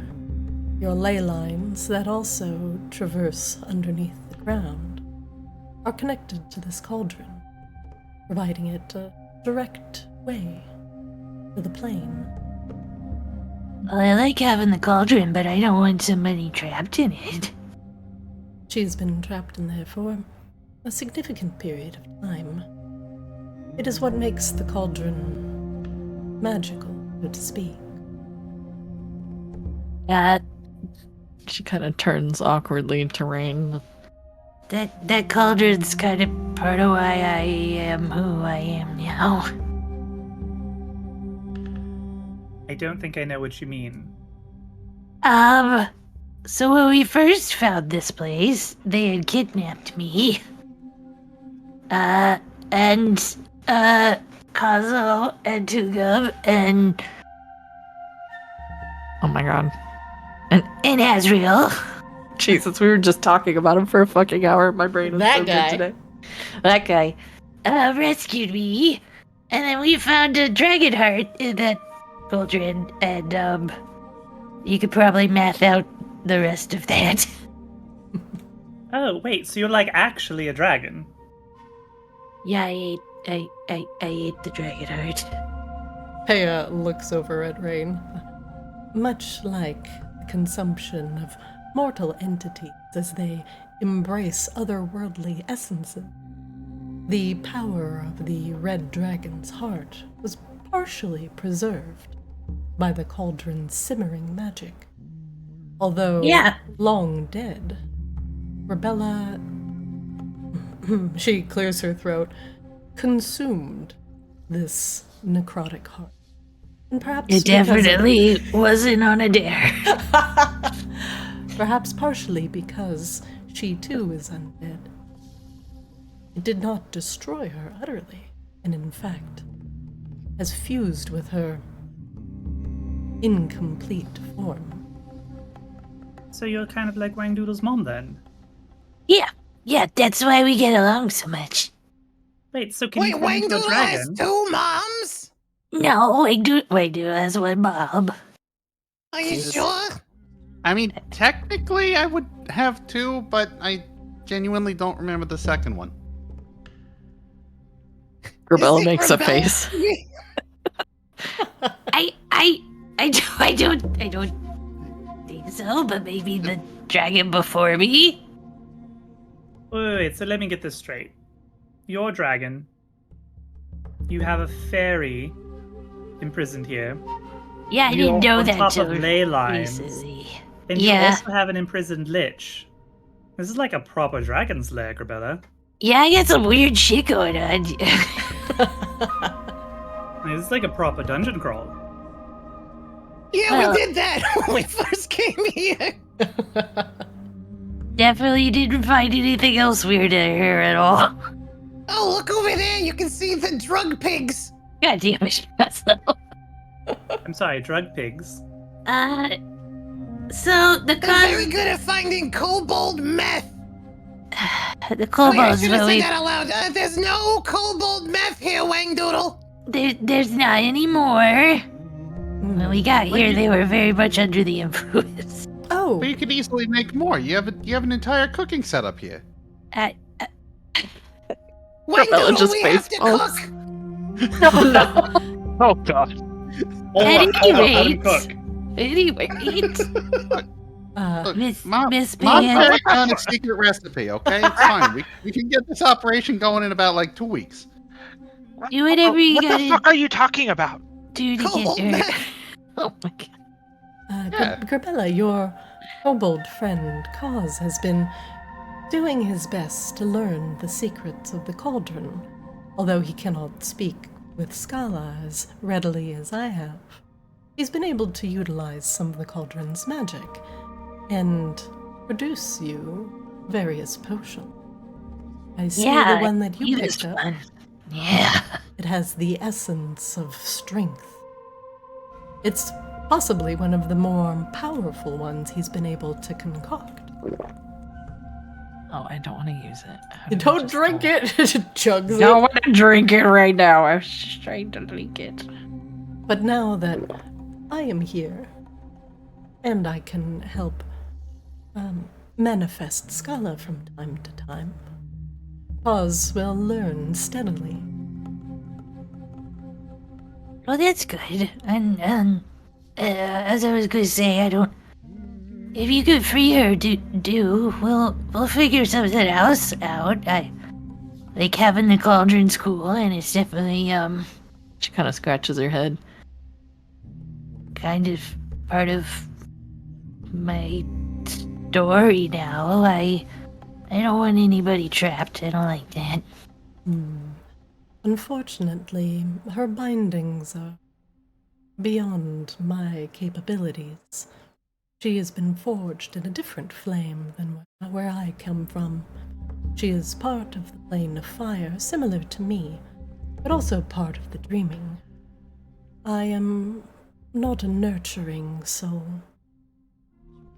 I am sorry, Grebella, but I fear that if I freed her entirely, it would melt your cauldron down to a bunch of slag. The dreaming, huh? She kind of looks at Raine. It is where the Fae come from, a place of pure imagination. Yeah, we got a little bit of experience with that. Do we know anybody that can help her, Raine?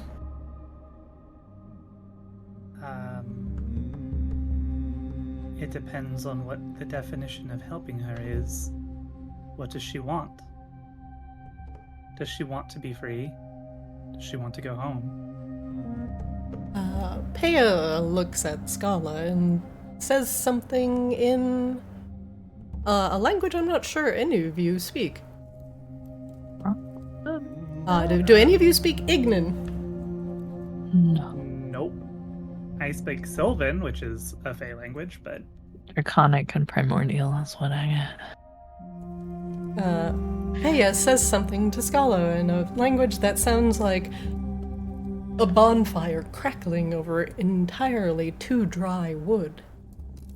Scala, for the moment, smiles and kicks her feet and then slips back into the cauldron with a sploosh. She did not seem keen on answering. Perhaps she is amused enough being here now, but the Fae are more gracious than I am used to. She does not seem to be providing you with any sort of mischief, so maybe she does enjoy being here for now. Well, keep me up to date on it. Like I said, I like the cauldron, but whatever we could do to make her happy. She is a fairy of the hearth. Good blessings come to those who keep their fire lit and keep the cauldron warm and bubbling. She loves the presence of people, of friends and family. She enjoys things like home-cooked meals baked over her hearth. These are the types of things that I have been able to divine from her so far.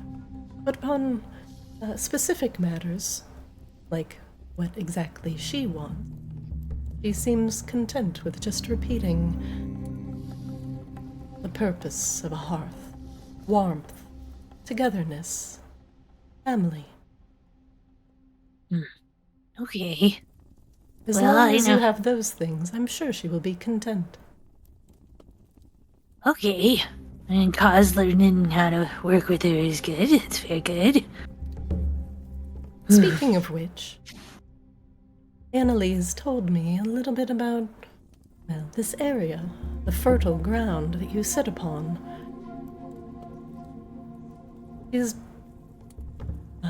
She covers her mouth with a hand. Perhaps I shouldn't say. I guess this is news to me. Peya leans forward and you can feel her heat as she leans a little bit closer to you. She's been working on a surprise for you, Grebella. Oh? Where's she at? She points down the hall this way. Perhaps you should tell Annalie that you are here. Hello, I'm home.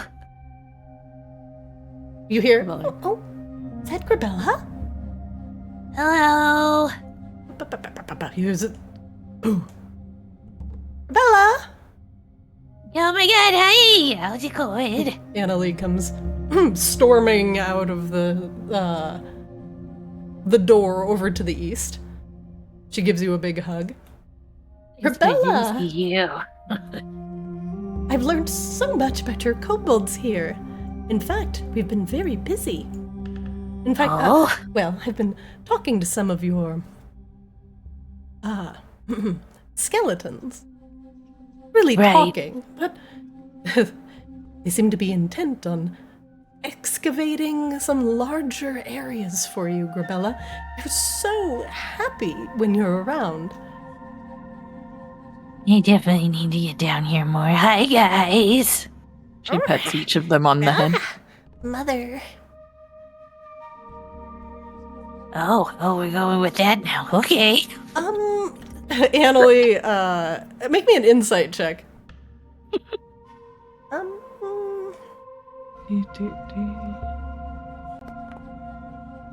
I'm still not seeing my rolls. Oh. I saw an 11. Also, after this, you might have to refresh. Yeah. That might have logged you out as well. Oh, she looks a little suspicious. What's going on? Well, I've been talking with the kobolds about you, and they love talking about you, and we made a little surprise for you. Do you want to see it? Of course. All right, follow me. All right, guys, good work as always. Oh, okay, we're really leaning into the mommy thing, okay. Yeah, that might be a little bit of my fault, but hi, everybody. Oh, new faces. Annalie, I'd like you to meet Raine and Wang Doodle. I think, you've met Coslow and Seaswap. Annalie looks like a perpetually smiling, if not slightly shorter elf, but she has worms for hair. She's so cute. Instead of Ellie, looking good. Glad to see you. Instead of snakes, her hair is entirely wriggling earthworms. I love the new art for her. It's so cute. That's very good. Way less intense. She's Hi. she's the one that would teach seismomancy and stuff down in the Obsidian Halls. Mm-hmm. All those fire. Literally dirt magic. Yeah, literally dirt magic. That's my favorite. Yeah, it's pretty cool. But Grebella would be happy to know that she has a very structurally sound cave. This is good. I have actually been occasionally worried about that. Oh, don't worry, it's perfectly fine. Those kobolds could dig for a mile and nothing would happen. We really gotta get you around to Muck Home at some point. You'd probably love it. Oh, true. I have been wanting to take a vacation to Muck Home for years, but I haven't been able to leave my students. How you feel about mosquitoes? They don't really bother me. That's good. Well, I know, What about mosquitoes that are bigger than you? I don't think my blood would be palatable for mosquitoes. And in fact, well, if I saw them before they saw me, I could just turn them into a big heaping pile of fertile soil. Oh, don't do that. We need those. Yeah, and the soil's pretty fertile for what I hear, but you just eat the soup, you'll be fine. Almost as vital as my ma. I do hear that some of the goblins that come from Muck Home are extremely fertile and focused on family. Also, are you sure you're not pregnant? I am not. Wang Doodle just shimmies the You're not side sure just a or you're little not bit. pregnant? Yes. Kobold Goblin Child is the scariest, most adorable thing, and I need to see it now. That is terrifying. Wait, Doodle, go back. Wait, where's Bronx? Bronx, are we pregnant? Seaswap's gonna look for Bronx. Seaswap's gonna look at Annalie and kind of like, not in like a rude way, but just kind of like start looking at her like, alright, if you got with a centaur, would your kids have horse heads for hair? She thinks, why? Might be unstoppable. So if What you if- were a horse What if it was And just you a met another horse head with worms for legs? Oh, is that not? Would you rather fight one horse-sized worm or 50 worm-sized horses? I'm sorry. I don't mean to chime in and be rude or anything, but No, please do. we are here to see a lich. Oh, Yes. Oh, yes. you're not here to see. Meanwhile, down south. Ah, friend Coleslaw, I have missed you. Bronx extends his arms for a hug. Hugs. Don't worry, I won't bite. I have just eaten. Why so quiet? Kozlo being shy? Perhaps even muted. No, I was very distracted by C-Swab's ability to find the worst things on the internet. I posted it 2 days ago in this channel. It's so good. I must have missed it. That's why I brought it up. I figured everybody would have got the reference. I did. Hey, Good. Bronx, buddy, pal, I got a question for you, actually. Anything for best friend Kozlo. Are we pregnant? He thinks. Are we? I don't know, that's why I'm asking. How do you check? I don't know. I do not know either. Do we? Shit. How long does it take for goblin to make small goblin? I mean, most of us just crawl out of the muck. We don't really, like... I have no idea. Oh, I never got to chat about the birds and bees and mosquitoes and mud. I have not been wallowing in any sort of muck. Just wandering streets of Maginox. Though I did step in puddle. Are we pregnant? Are we Dante? pregnant? Perhaps there is some sort of test. All right, yeah, we'll find something for you to pee on. Is that how it's done? But I do not produce that. In fact, I do Shit. not produce bodily fluids. I am how you say, vampire. Did Bronx ever... I don't remember if Kozlo ever let Bronx bite him. No, I don't actually think so. No, he just watched you sleep, You didn't, like like bros bite do. me while I was sleeping or nothing, did you? Of course not. I would ask first. May I bite you? No thanks, especially not since I might be pregnant. Yes, it might be good for both of us to watch what we eat until we can find out. He looks at the Alright. bottom of his shoes. You haven't got any weird cravings for anything weird, like soup or something, have you? No, just blood.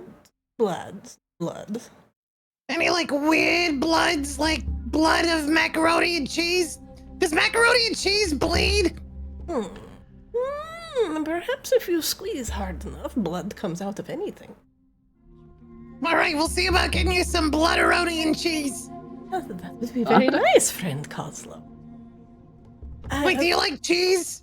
Maybe just macaroni and blood then. Wait, do you like macaroni? Maybe just blood. Yes, hold the macaroni. Just the blood. Macaroni on side. Alright, perfect. Kozlo, like, turns to leave. Oh, and don't bite Annalie, because I'm very worried about what would happen. No, she smells like potted plant. Yeah, probably. Alright, I'm gonna close the door again, because you like your privacy, I guess. I think.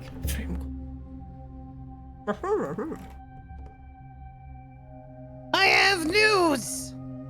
Oh? I don't know if me and Bronx or either of us or neither of us are pregante. Oh, congratulations? I think. And or we're sorry? I don't really know how any of this works. And he doesn't pee, so we can't check. Maybe maybe we put a pin in that. Why don't... Is that how you check? Do I have a pin in here? Hazel starts like rooting around in his bag looking for a pin. Anyway, Well, the kobolds and I wanted to show Grebella something super duper extra special. Are you ready, Grebella? Wait, is Mine Grebella is- pregnant? no, Come on. He pulls out a pin. We can check. nope. Well, I'm just gonna check on this, and then we're gonna go talk to a lich. Oh, right. That's why we're here. Range sitting Raine, any back by problem like with the us cooking? whole. Whoa! Wait, what's that like, Doodle? I'm just All saying, of the you kobolds got- are currently standing around a absolutely massive statue of Grebella in the center of the room. Grebella is absolutely ripped, has her dragon wings unfurled, and is posing in a powerful flex. Holy I'm sorry, shit! Ranger. I look so cool. All the kobolds are standing around, and all you can hear from them is, Mommy, mother, mom, mommy. Oh, Are they wait. gonna ask you to step on them? God damn it. No offense to you, Grebella, but I am not feeling comfortable in this room anymore. Yeah, I was just Holy about shit, you. look at the size of its wings! I was just about to tell you not to go next to that chest over there with the flapping tongue. That's another rescue that we have. Wait a minute. Why have I been paying for things this whole time? You have literal piles of gold everywhere. Yeah, but if I don't have piles of gold, then I'm not powerful, is how it works, I'm told. I have a Oh. question about the size of the statue. In comparison to like the size of me, a medium-sized creature, how big is the statue? Like, could I theoretically get close enough and hide behind the ankle without being seen by the kobold? it is about, let's see, God it's damn. You about can't hide 40 behind the feet. ankle. It's about You 40 could- feet tall. If you can't hide behind the ankle, you could definitely hide behind those hips. And so I. The tips of the wings are almost scraping the ceiling. It is an absolutely massive statue. My goodness. Surprise! We took all the rubble that the kobolds were pulling out of the walls, and, well, with a little bit of dirt magic, we reformed the stone into, well, the kobold's perfect image of you, Grebella. It took a lot of direction from the kobolds, but I think we captured your likeness just right. Now that looks... Mommy, mother, Wow, thank you? I don't know. I don't know what to say. Well, Excuse me, I'm gonna go start cooking cobalt meth. I got a recipe I want to try out. Can the kobolds see me from behind the statue? make me a stealth check.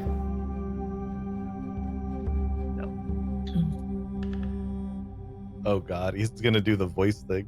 You didn't realize that? With a tie, I will give it to you. So I'm just gonna sneak up and be like, "Hey, you guys want to see something cool?" And then in Grebella's voice, I'm like, "Bow." Ah, mother speaks, mommy. And Me, I'm right here. She speaks to us through her avatar, her beautiful statue.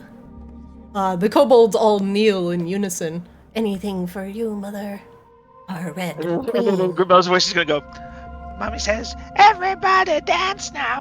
The kobolds immediately begin to dance and sashay around. Yes, mother. There you go, Grebella. Welcome to my life. I'm going to be honest, this is somehow more disturbing than the cult church. Yeah, it's a lot.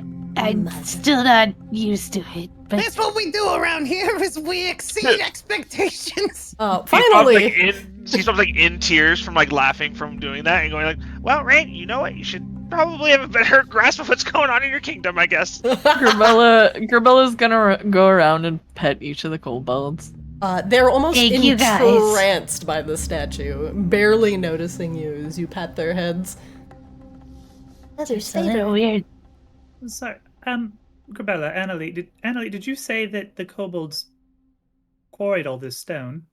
Mm-hmm. Yeah. Yeah, they've been working at it for a while. They've been talking about making Grebella's cave a little bit bigger, for her impending transformation. Oh. Many of them believe that she's going to become a full-fledged dragon. I have a question. Me too. I have Well, lots. I have many questions, yes, but are your kobolds available for commission if I were to say need something like 4,000 square feet of stone in a little bit? Yeah. More money for the horde, right? Yes. Yes. Money for mother. Gold for the horde. Eat digging, you guys are doing so good. I might be placing an order later. Okay. Candle, write it down. Candle. Quarry rocks. He writes. You're not sure he's actually literate, but he writes something. We know he's not because he drew the map. Fucking map! I forgot about the fucking map. The fucking map. He yeah. probably Oh my just God. drew something. We spent like 2 episodes trying to figure out that map. We did. It was a lot. Grebella does throw some like random bottles of booze that she has in the horde, and it's really about it because we're holding on to the green shards for the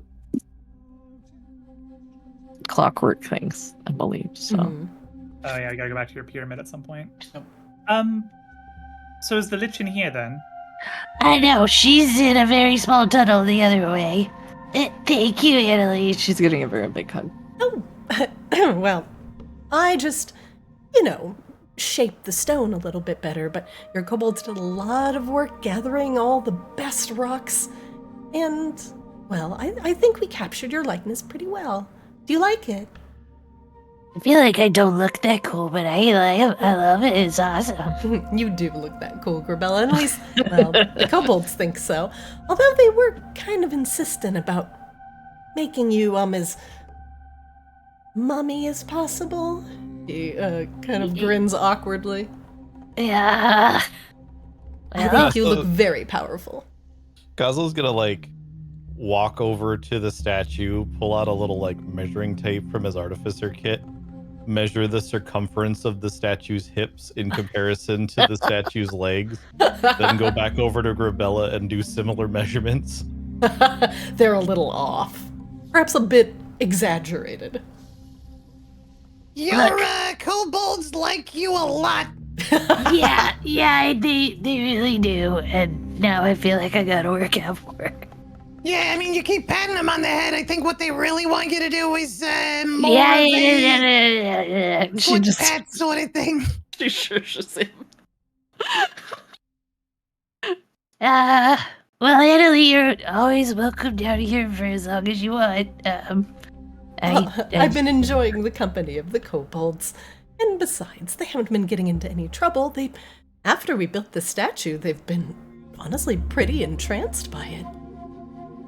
I see that. It's hopefully they're eating and stuff. But honestly, I'm pretty comfortable with living underground. And besides, I see all the blood fern you have around here. Though, it's wilting a little bit. Their diet does require significant, if not directly fed with a bit of watered down blood, at least water with a very high iron concentration. Yeah, I had the kobolds taking care of those, but I don't know. I feel awkward figuring that out, but if you find means that aren't too crazy, if you feel free to do what you want. If you don't mind, we could always just take them, repot them, and place them in, perhaps Maginox proper. They might be fed a little bit more readily there. We don't have access to a lot of iron here. I'll see what we can do with it. I'll I'm look gonna into go. it. I'm gonna go talk to the nurses and now wish me luck. Oh, Good luck.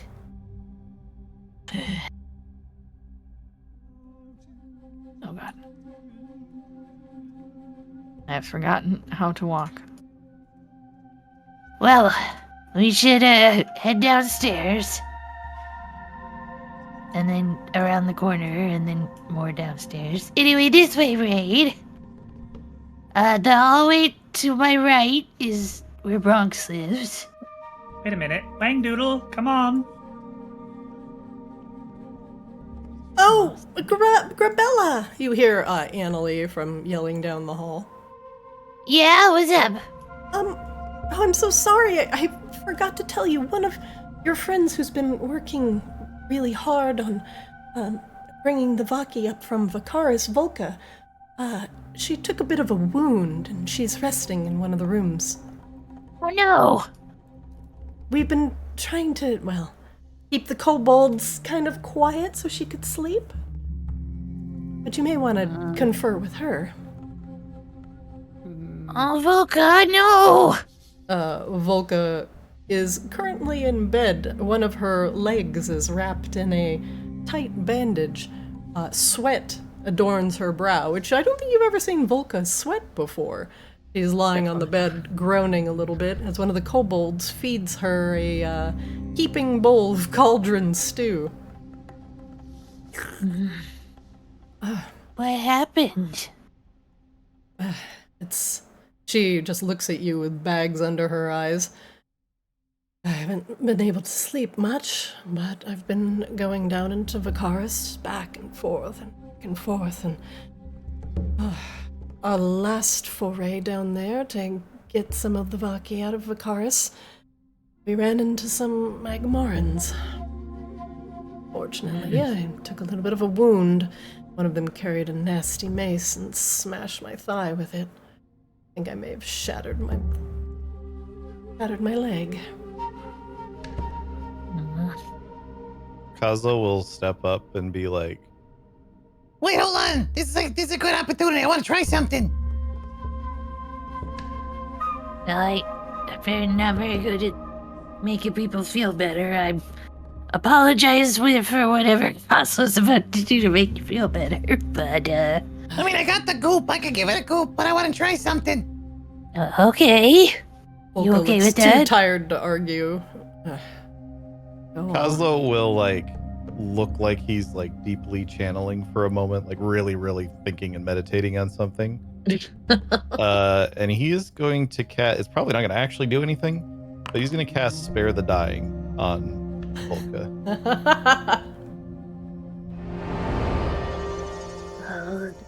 Okay, that's still. I'm a cleric now.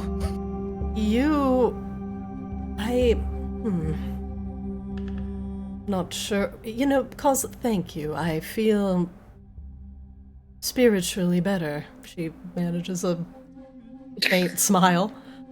I appreciate Yeah, I mean, trying. it's probably, it's just a little one, but it's something I saw Azrael do a few times. They were always able to, keep people from toppling over, so thought I'd give it a try.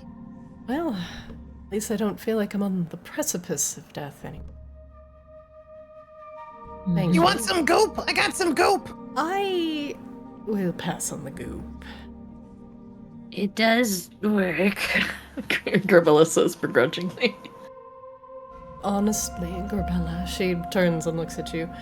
Things coming out of Vakaris aren't looking good. Probably going to come to a point where we won't be able to safely go back down the tunnels underneath Maginox to bring people up anymore. And she kind of grunts and sits up slightly. I think they've been moving closer to the vault of Vakaris. I'm worried they're actually going to try and make their way inside. Wait, which day? The Magmorans. Yeah. The Vaki aren't in Vakaris anymore to protect it, and Novus's control over the elementals has waned. There's nobody guarding the vault anymore. Yeah, they shouldn't have the ability to open it though, right? Well, what's the rest of the vault made out of? She looks over at Grebella. I'm worried that the wards that have surrounded the vault have too also waned with the destruction of Novus. I don't know how good or how solid they are, but the Magmarans may try to do anything in their power to get into that vault.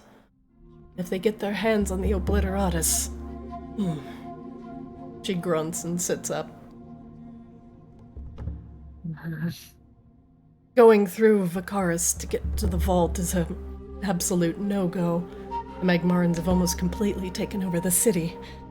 But if we want to get to a vault... the vault... I do know a way, but it's on... And this may not be exciting to you, but might take one of my small boats down one of the Vicaris rivers.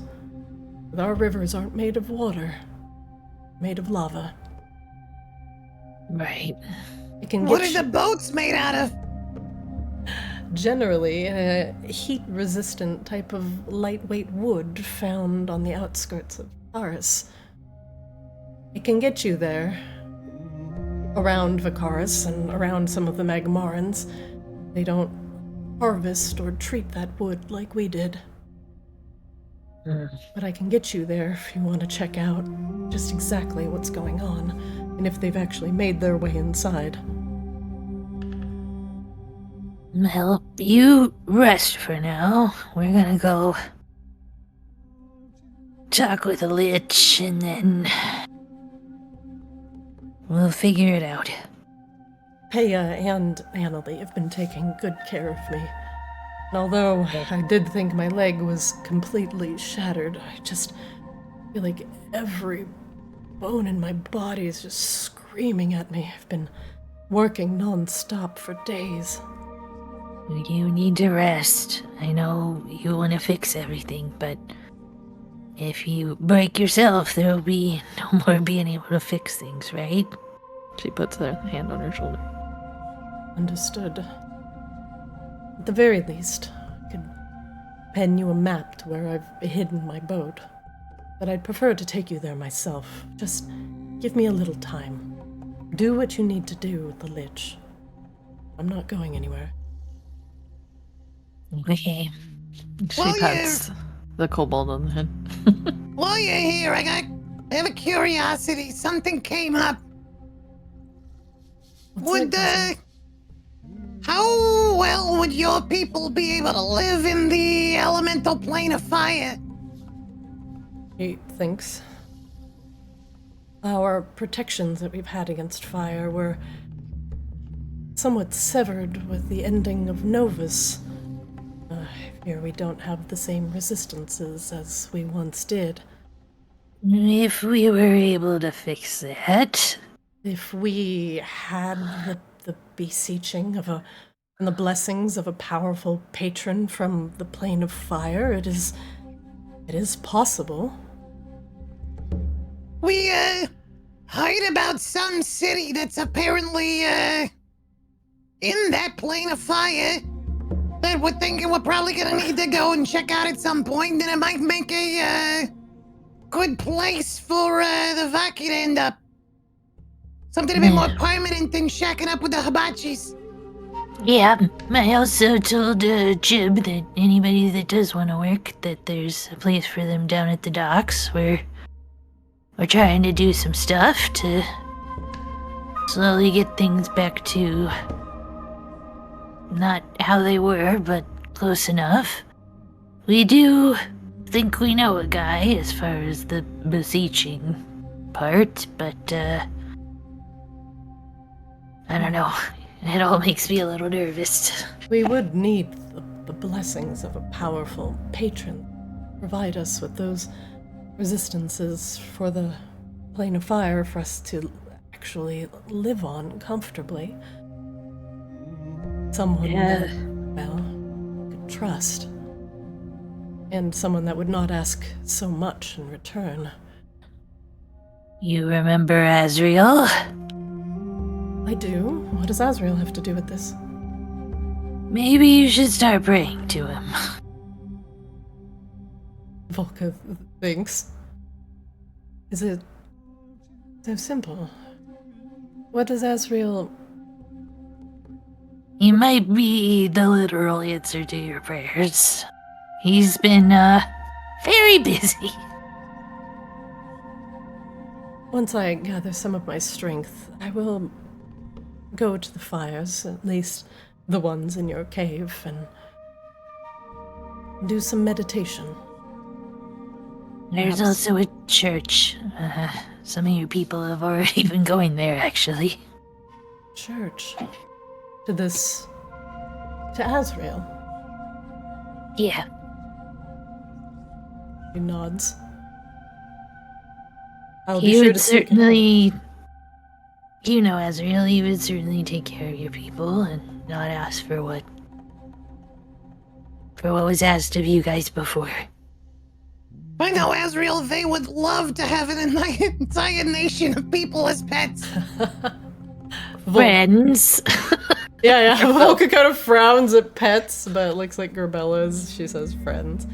That is better. He does love all of his friends and his rescues. She shakes her head. He likes saving people and animals and everything. It's not just pets. Castle. Depending But, on what Asriel can and can't do, well, it's an option for the Vaki people. Some of them do have, well, relatives or cousins or friends on that plane. I will go to the church when I am able, so I can pray and seek some answers for myself.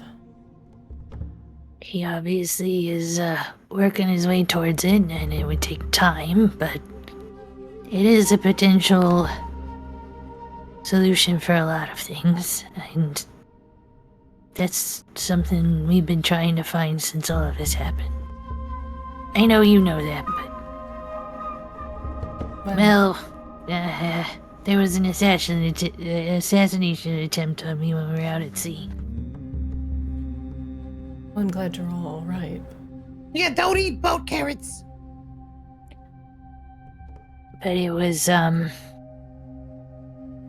young, Vaki person that thought he was doing the right thing. I'm sorry. Not all the Vaki understand the situation that they're in or what they've escaped from. And I know some of them aren't taking advantage of this new opportunity at life. They've had everything that they've known stripped away from them, whether willingly or not. And, well, their power over fire and lava and magma is waning. To lose power. Browns, many of them are resentful, being able to fight on their own against the Magmorans. Well, maybe we could change that too, but that's where it's at right now, and I'll try to make sure the Obliteratus doesn't fall into the wrong hands. That's the most important thing for now. Would hate for the Obliteratus to get in Magmoran's hands, or even a spiteful Vaki's hands, and start taking it out on the innocent residents of Maginox. Is Charlinda back at the Hamaki place? She nods.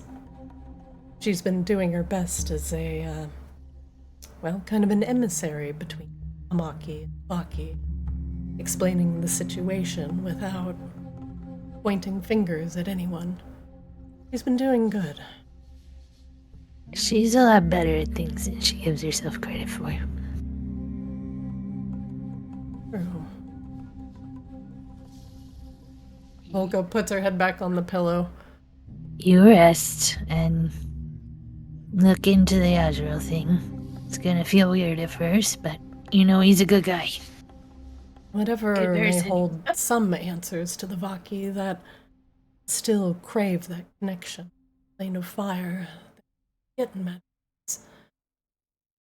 I'll look into it. Well, What better connection to the plane of fire than literally living there in a city full of untold riches? And, the connection to the plane of fire might come back. It's all what we hope is how that will work out, but, I'll let you see what you make of it. I'll, when I can, beseech this Azrael about any knowledge about this city of brass. But the more pressing thing is to ensure that the Magmorans aren't getting their hands on the Obliteratus. That's the last thing we need, is a full-on war between Magmara and Maginox. Maybe if Azrael can start to put out some of those protections, that might help our journey out there a little bit. But down there, wherever it is. Up there? Is it up? It's down. I Down. think. Down. Very down. Very down. But yeah, you rest till you're fully healed, and we'll figure it out, okay? All right. Take care of yourselves, please. You first.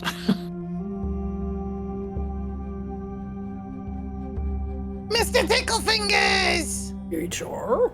She just runs in and pats his head and then runs back out. Wait, Raine, Wangdoodle, have you met our head of HR? They have not. I don't think I have. Is That's that Mr. Lich? Ticklefingers. Ah. Hello, Mr. Ticklefingers. Make sure- The skeleton kobold extends a bony hand. HR? Look at those fingers! Look at how tickly they are! Remember when we threatened HR upon someone? This is who we were talking about. Wangdoodle, do you grab his hand? I think it's only polite to shake hands. The polite and firm handshake from the kobold skeleton. He nods. HR. Slightly unrelated question. Yeah. HR have any problems with potentially explosive meth being made in your kitchen? He looks at Oh, Grebella. God. HR. I'm just gonna walk away now. Oh, look, that's tiny. I'm gonna start crawling down here. Oh, God. Yeah, this way, Raine. Purely hypothetical. Don't worry about it. Great meeting you. Bye-bye. Oh, I forgot about our little friend. Grebella will search around in her pack for a snack for him. He craves undead flesh. Oh god. You know, I think we're safe enough now, because if they don't take that out of the oven in like the next 2 minutes, it's probably gonna explode. What? What? Do you need Oh, to yeah. go check the kitchen real quick, Wangdoodle? Nah, I wasn't a fan of the recipe. I'm okay with it exploding. I just hope they know to take it out so it doesn't. The murder otter has been sleeping on a pile of furs. And hisses, especially at Grebella as she approaches. You're not sure if it's Hi. friendly or not. You remember me? Hi. It's so cute in one of those eldritch horror sleep paralysis demon kind of way. Yeah. It just backs away slightly. The clawed tail thrashing madly. That's a good boy. So many minions, Grebella. Look, I told you Azrael really liked rescuing things. So here we are. Raine, make me an Arcana check. Sure. Raine, you can see the similarities between this mirror and the mirror of life trapping that you have, although this one is much more intricate, and the amount of power radiating is even noticeable to the naked eye. It glints with barely contained frost magic that crystallizes the air around it. This is her domicile, yes? Her prison? Yeah. This mirror has, let's see, with a 15, this mirror has been made by multiple hands, and I would say is a souped-up version of your mirror of life trapping. It's meant to keep something contained, never to come out. Less of a trap, though, and more of an intentional thing. Correct. Gotcha. Interesting. Remind me, what was the phylactery we found? Was it the hook, or was it something else? No, you gave it to Raine. It's a wizard thing. I don't know if we should bring her thing in there, but it is very up to you. Oh, you can go in there. Oh, yeah. We killed a blood hag in there once. It ripped Grebella's face off. I made a very nice mask, a replacement face for her. Yeah, I think I showed him the mask. Oh. Raine will tap the surface of the mirror with just a fingertip. It ripples like jello. The containment has been altered or degraded somehow. But it does ripple like water as opposed to being a solid surface. Your reflection in the surface shimmers slightly, and you can see inside as if it were a window, opposed to a mirror. A long, slightly checkered and icy-looking platform extends beyond. A bridge leading to double doors, adorned with frosty-looking trees and snowflakes, reminiscent of many of the symbols you've seen representing Arctis.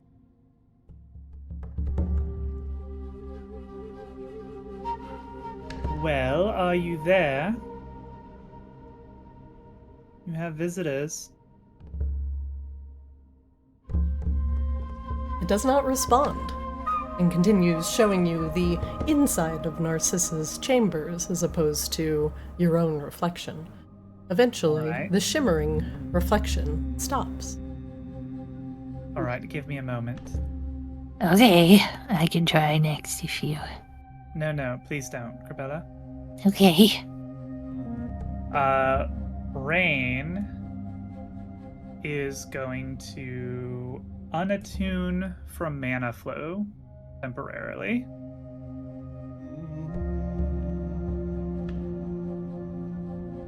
And she is going to... Well, it doesn't actually have an attunement thing, I guess, because I don't know, it's listed as loot, but Raine is going to attune to Narcissa's phylacteries. Oh boy.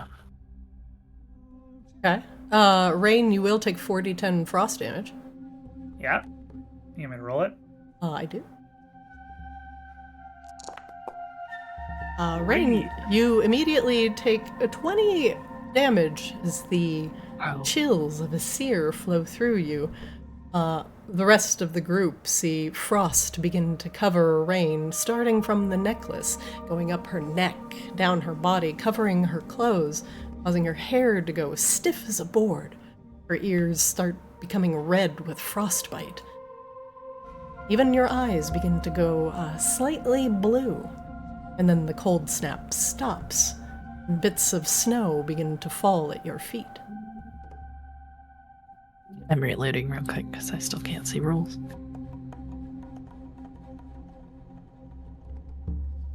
You hear soft whispers in the back of your mind. I hear you. I see you. Come in. Let us speak.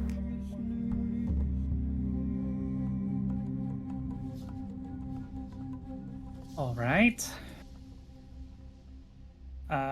Raine is going to, now that she is attuned to the phylacteries as well, she is going to systematically cast protection from evil and good on every single person in the party. Oh god. Yeah, no concentration Do checks. that.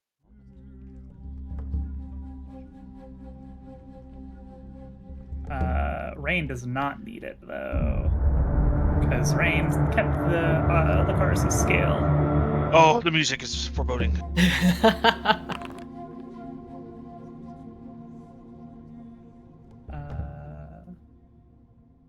was going to say ignore concentration. Yep, just ignore it. Yep. Cool that I can just uncheck it and it doesn't make a fuss.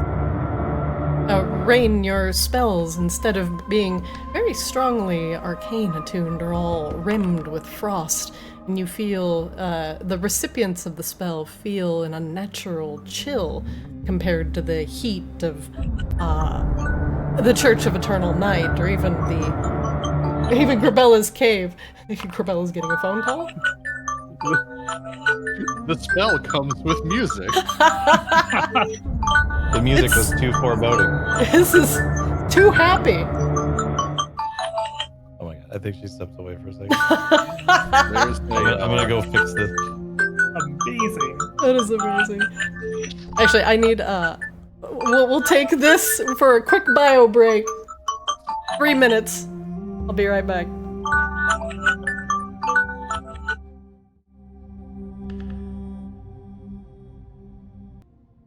Okay, I'm back.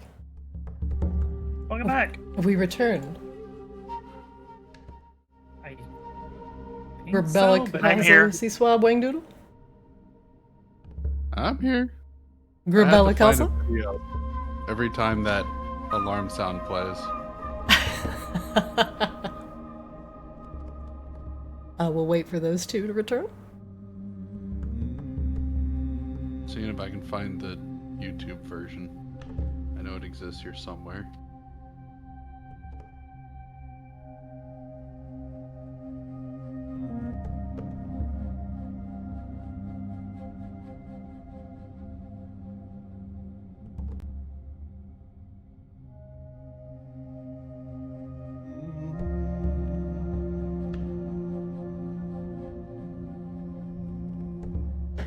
Yeah.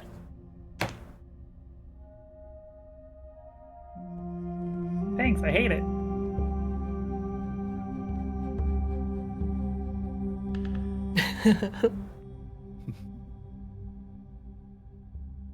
Yeah, that's terrifying. Hooray, nightmare fuel. How is pregnant formed?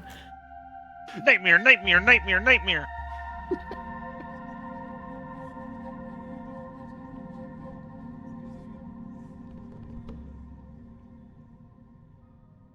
Am I pregnant? What is Purgante? 38 weeks pregnant? We'll give Grebella and Kozlo a second to return. Grebella! Kozlo! They may be getting chased right now. By what? They did play summoning music. That is You that may is have true. summoned them. The monster. Whatever this Bum, bum, monster bum, is. bum, bum, bum, bum. Are we sure they're not already in the mirror? Maybe Narcissa grabbed them. Yoink! I have returned again. All right. Not fair outside the initiative order. Just waiting on We're back. Grebella. Okay, I see her Back. unmuted. Hello. All right. Sorry about the alarm. I didn't see what time it was. Oh, good. Raine, you have utilized the magic of the phylacteries to protect all of your friends. What do you do? All right. She seems to want us to come into the mirror to speak to her. It is very weird in there. And cold. Well, good thing she's still just a shit wizard. And Raine walks through. The mirror Grebella. ripples like water as Raine steps through with very much ease. Grebella will follow right behind her. One moment, please.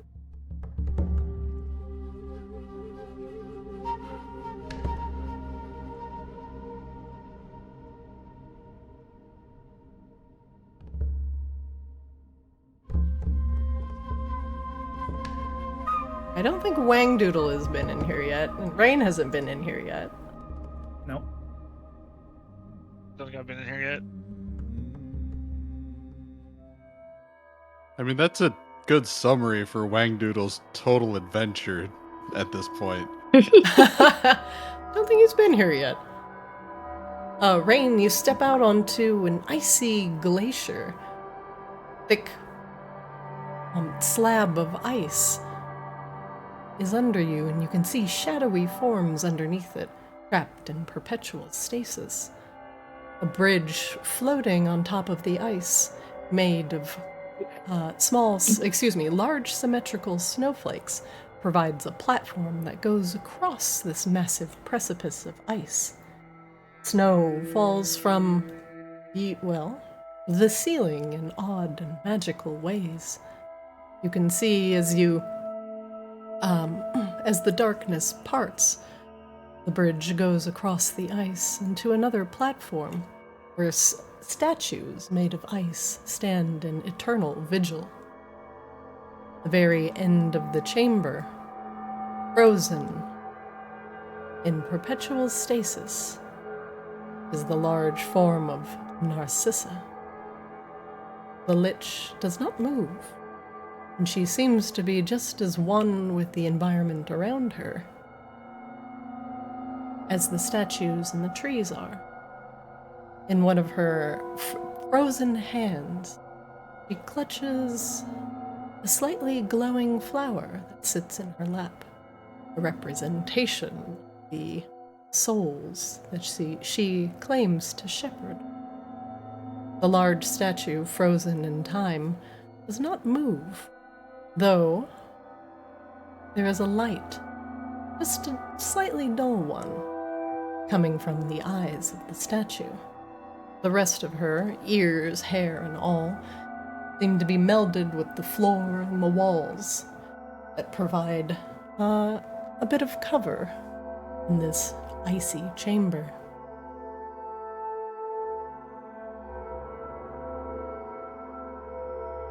Come closer. Raine, you can hear in the back of your mind. I can hear you just fine from here.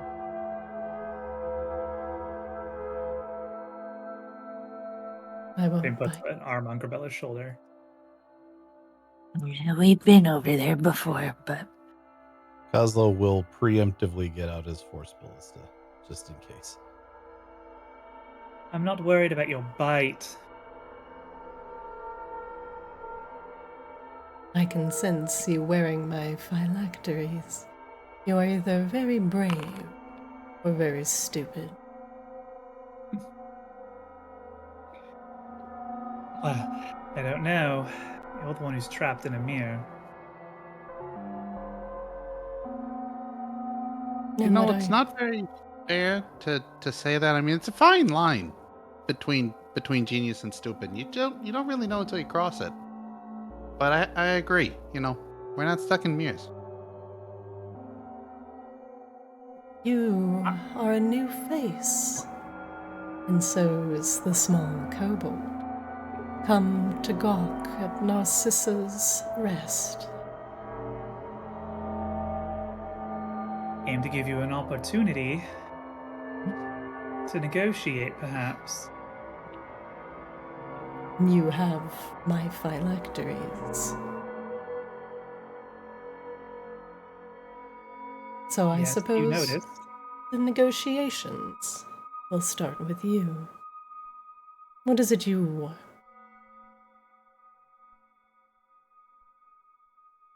Well, for starters, I want to know what you're doing in here. I wanted to give you an opportunity to explain yourself before we pass judgment on your fate. The ones you travel with have heard some of my tale. You can hear the voice of Narcissa now audibly throughout the cavern, as opposed to just speaking directly into Raine's mind. It seems to also be projecting from the phylacteries that are currently surrounding Raine's neck, providing a strange stereo-like effect that echoes through the icy chamber. you wanted to come meet you for herself. And who, may I ask, is the one that so brazenly walks into this realm, my prison, with my essences wrapped around her neck? Queen Raine Silversong of Maginox. Narcissa's quiet for a moment. She gets this information. Your name is foreign to me, but your title is not. I am curious about how you have come so far, but I digress, as I am in no situation to be asking questions. Do you wish to hear of my plight, then, Queen? Why am I encapsulated within this mirror? I have been asked to pass judgment on you. I want to know your story before I do so.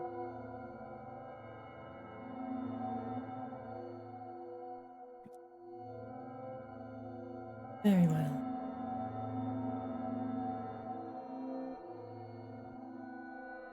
You can hear her audibly sigh as she begins her short tale. Fine then, Queen Raine of Maginox. You can hear my tale, or you decide my fate. You do hold power, after all. I was I was not always referred to as Soulblight. Long ago, my ancestors traveled the stars. You may know them as the Astral Elves. Whether they were busy fleeing a cosmic threat or chasing their dreams, long-lived astral elves were star chasers, adventurers. They used grand ships, known as starjammers, to explore and discover their place in the cosmos. As you may or may not know, there are many threats that linger in the darkness of the astral. The astral elves, my ancestors, seeking solace and safety, and settled upon Arctis, not knowing the truth of what we stepped foot upon. The first elves from the astral had split into numerous factions and tribes as they explored this new continent. My people, who had settled within Isir, we became known as the Frost Elves. Our grand cities, made of ice and snow, sparkle in the sun of Arctis. Beautiful sights to behold. Our kingdom flourished and prospered. We learned to utilize the sparks and flows of magic ran across Arctis. You may know of other elves, some settling underground, near the flows of lava, some that wish to delve in the secrets of this mysterious continent. Some took to the darkness or the dreaming, the perpetual light of Auralia. For them, the world was theirs to explore and to conquer.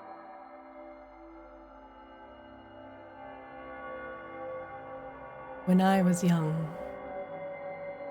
my noble father and mother provided for my every need. I was fed, clothed, surrounded, friends, family. Own.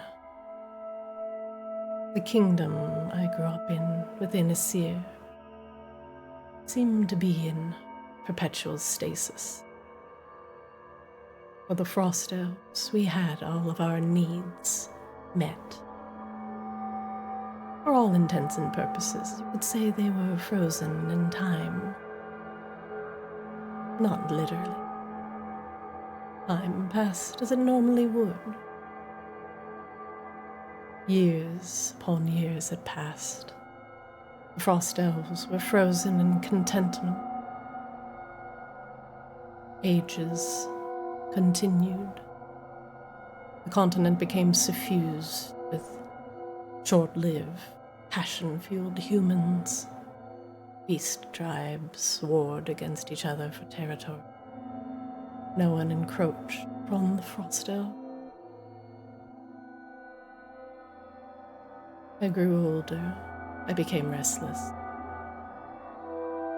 I felt the needs of my people constantly being met was placating them, removing their desire to search, to evolve.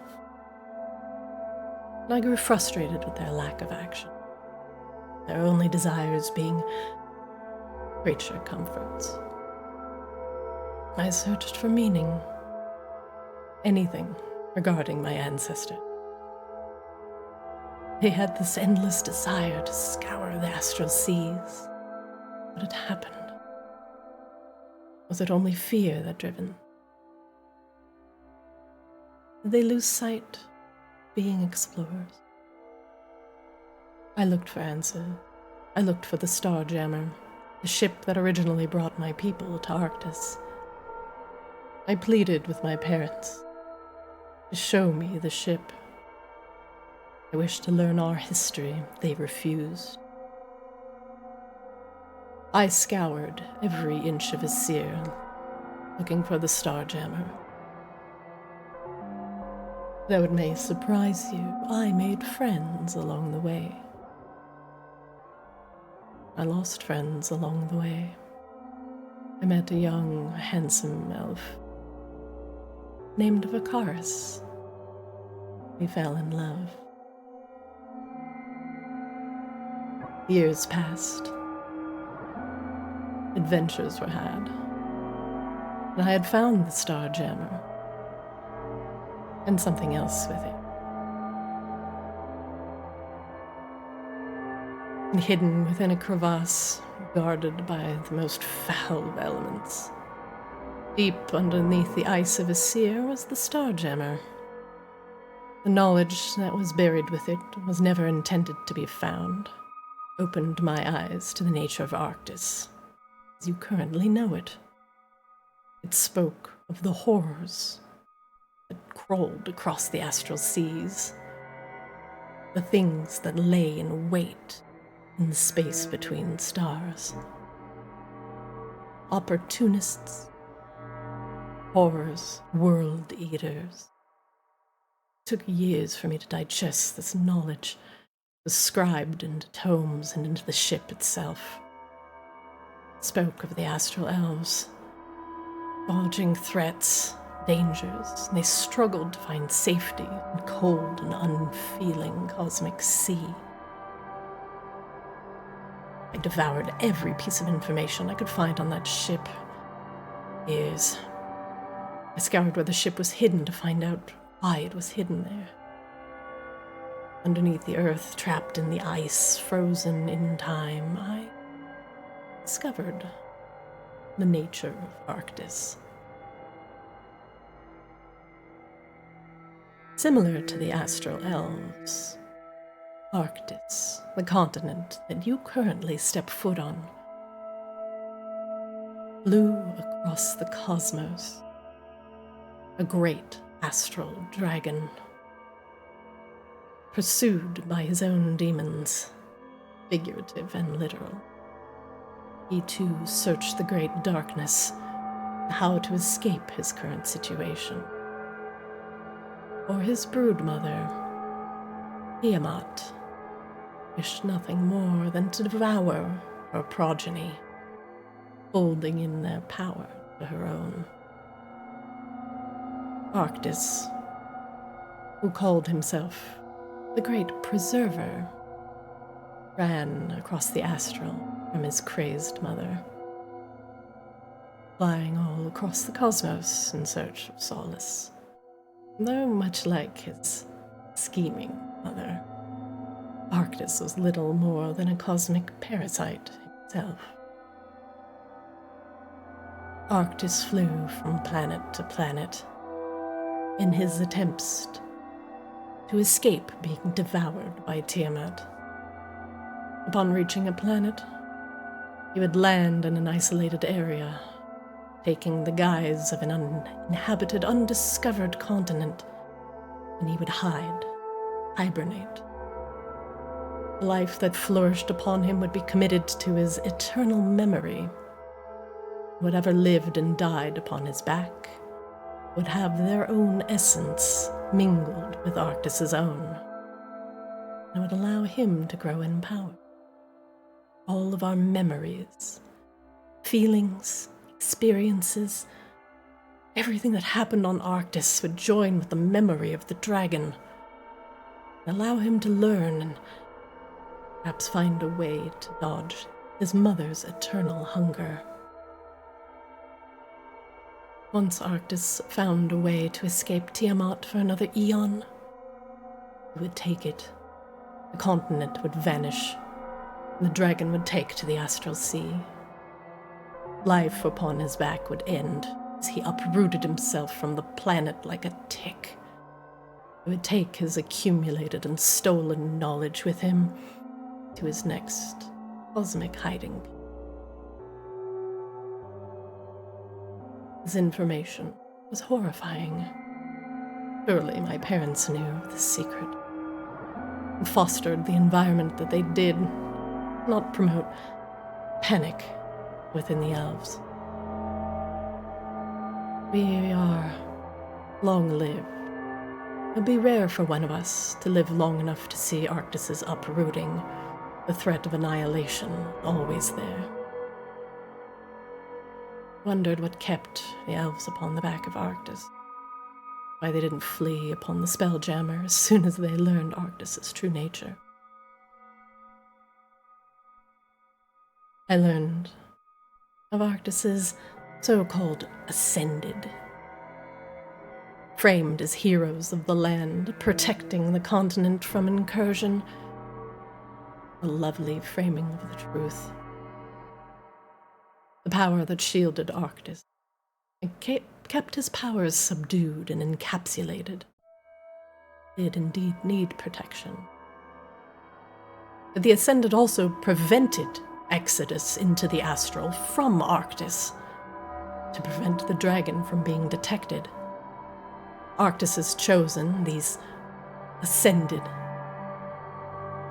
were painted all a beautiful lie. They protected sleeping dragon during a cosmic nap to prevent anything from coming in or leaving into the astral.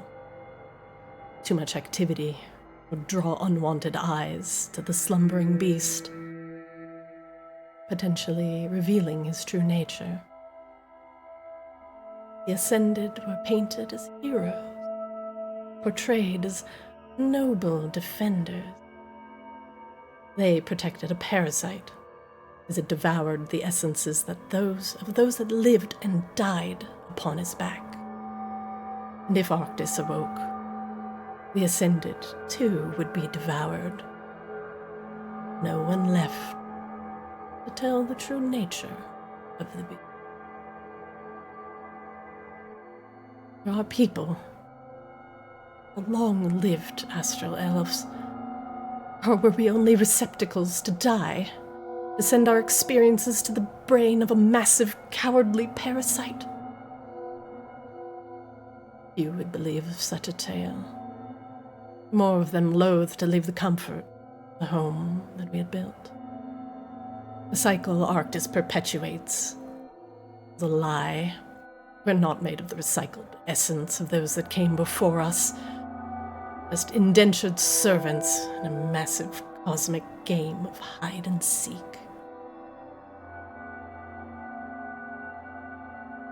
And then there were the dead. Fallen empires buried under the ice. earth, the rubble, those that came before the first elves, who lost their lives as Arctis moved from planet to planet. Eons of life gone in an instant, as Arctis only served to preserve not the memories of life, but it's only his own life. He used us, our knowledge, our experiences, only to fund and hatch his own escape plan. Dead are everywhere under the surface of Arctis. Cautionary tale of those that came before. I eventually returned to the surface. Discover a new batch of chaos had broken out. Introduction of the slow, Tiamat's corruption, had found Arctis at last. Though seemingly but a scratch, Arctis was wounded, was found. Tiamat began plotting against her discovered brood with fervor. The Ascended, perpetually on the astral, were more or less powerless to stop the incursion from within. The dead from eons past began to rise again as the core of Arctis's precious cycle began to crumble. And they once again began to restlessly walk the earth in droves. Everything was going wrong. With Arctis wounded, he was in no shape to travel across the cosmos once again. I suppose, for the time being, the slow was preventing our annihilation. Perhaps it didn't. The risen dead of eons past began to make their way across the seer. Vakaris abandoned me, took his people under the earth to find more proof of what I had found. He found power in another plane, used it to his advantage. Cursed him for his selfishness.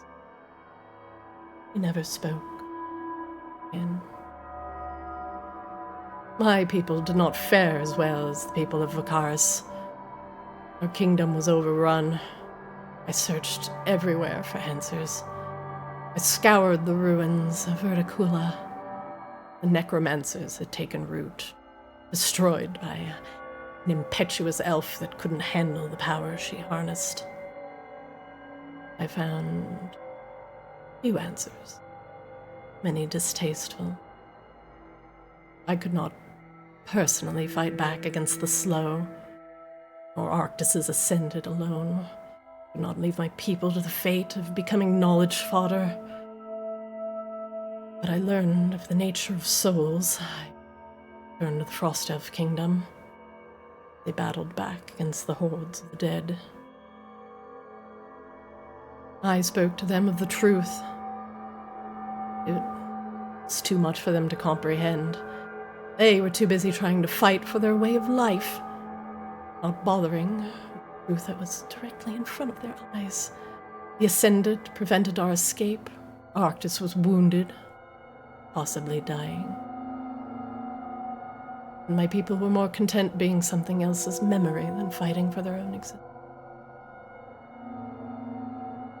Those that did believe were out of desperation. And they were willing to make a sacrifice in order to find a modicum of hope. Arctis could no longer be permitted to troll across the cosmos. The Ascended that protected him would need to be destroyed.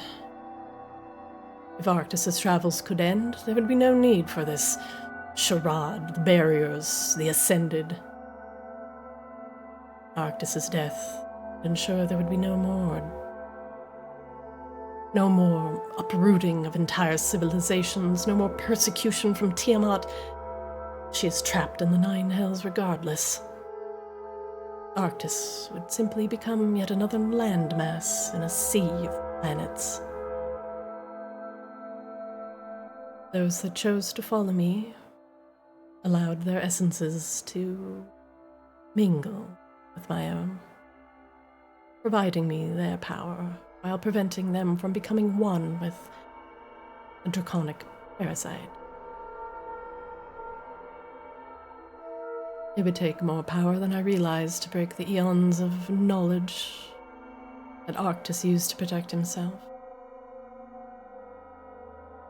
My name, Soulblight. Though distasteful, many saw my pursuit of power to be for personal gain. I knew little of the great game at play. Arctis's place in the universe, the eternal hunger of Tiamat. But if we in Arctis, his essence cannot be consumed. We can take it, use it to make a new world, free of the fear of imminent annihilation. We can deny Tiamat her hunger and use our newfound power to stop the slow for good. And we can ensure a future for ourselves and for generations to come.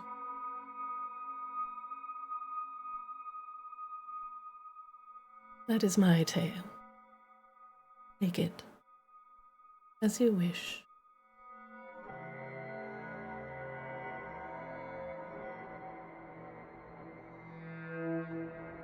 Well, thank you, Narcissa. I appreciate you sharing your story with us. It's been some time since one has heard the entire truth. I will not ask for you to immediately agree or disagree with my means or methods.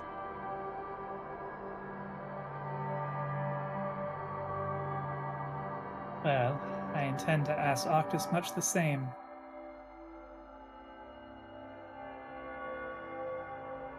And what will you do if you find the same information as I have told you?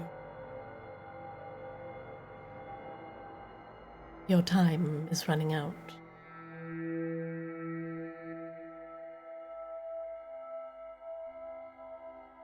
Arctis will either flee, destroying your precious continent, absorbing your essences and memories, and turning tail across the cosmos once again. Or he will sit in the slow, in the poison, and die slowly as the wall between worlds grows thinner and thinner by the day. So, will you allow the dragon to be consumed? Sorry? You haven't gotten outside of your mirror very much lately, I assume.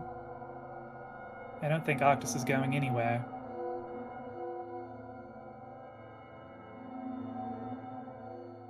The slow has gotten much worse. It has infected every region, every aspect of Arctis.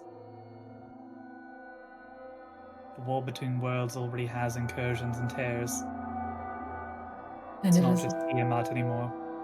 Then it's only a matter of time for extraplanar entity will slowly take over everything, making bonds like Vulkaris did with those that they deem to be lesser.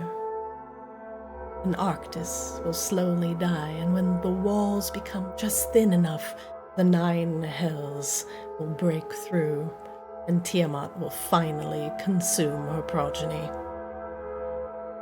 If that is what you want, then leave me here, where my people are safe.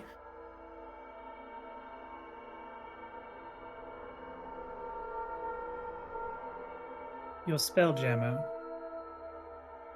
Where did you find it?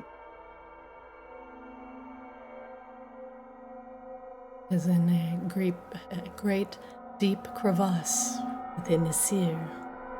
I could show you if you decide to free me.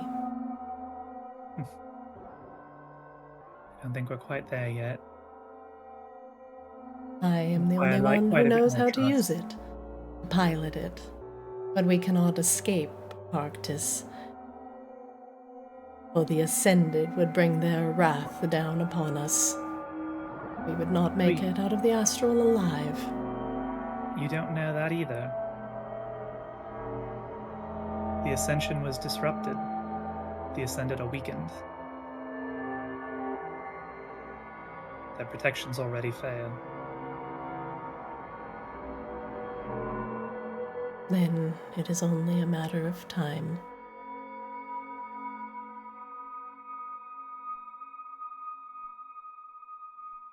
What would you do if you were freed of this prison, given form again? How would you even take form again?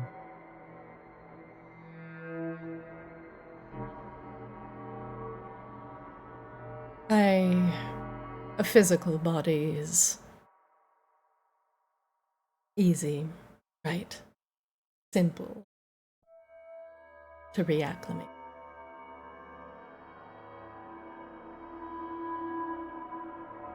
I would pursue destroying the Ascended, removing Arctis's protections, and keeping the great slumbering dragon as still as possible in order to spare this parasite from once again destroying an entire civilization while he flees across the cosmos.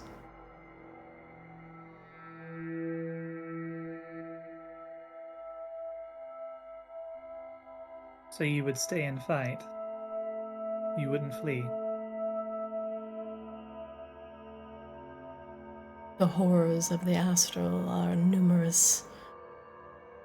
Our best chances would be to remain here and to create a stable civilization of our own. It is possible.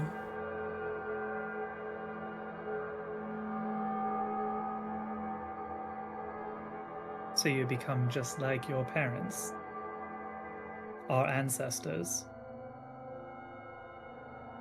frozen in time. There must be some amounts of stability, but there must also be strife. There must be a need to grow, fear that drives us. It's possible that we could once again crawl across the cosmos, but from the knowledge I garnered from the Spelljammer,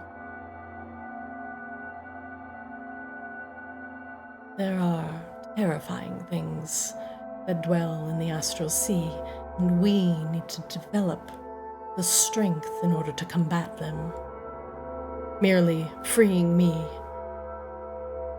and expecting me to immediately flee upon my Spelljammer across the astral sea would be death without preparation.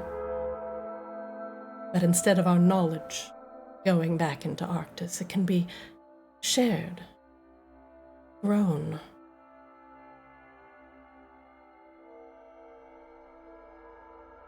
But I will not live like my people did, not in perpetual contentment. I would use the opportunity to drive the accumulation of knowledge, but for mortal means, not for Arctis's.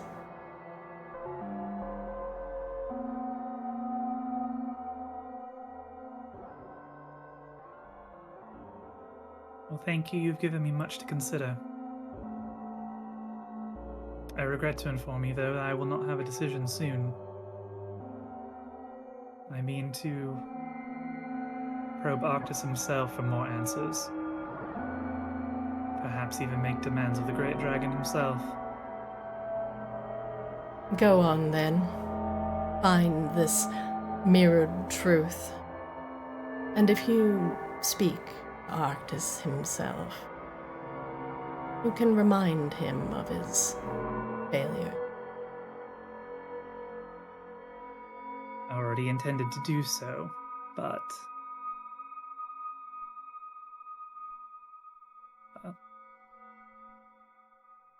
Suffice it to say that I will not settle for the dragon leaving us in a lurch either. If he does not want to die here, then he needs to be of more use than he currently is. And so what will you do, heroes? Cure the dragon of the slow so that he regains his strength. Now that he is found, as soon as he is healthy and cured, he will take flight across the cosmos once again, and your lives will end.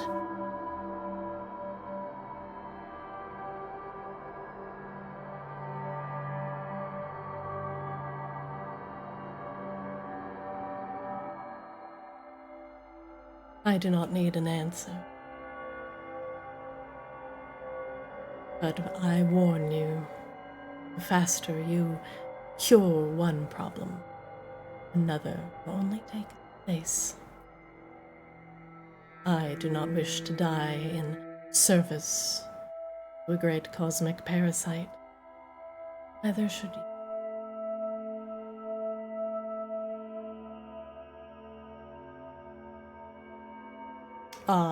That is where we will end today's session. With a great big ol' heckin' knowledge and lore dump from Narcissa. Heckin' lore dump. I mean, just curious from the players, real quick.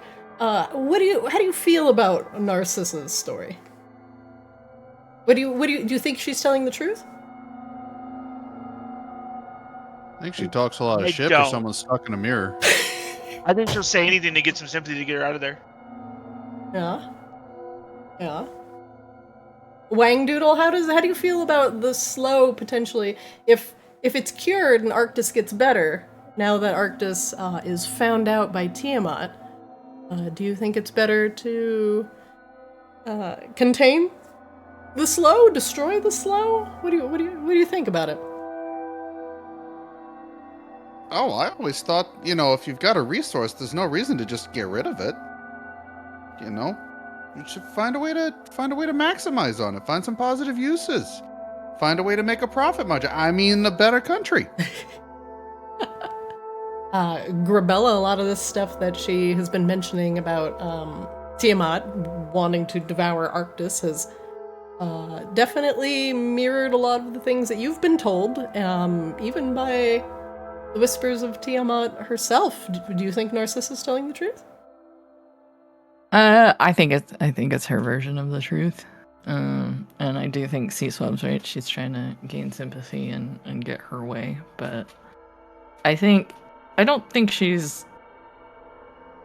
completely lying. Yeah. Coslow?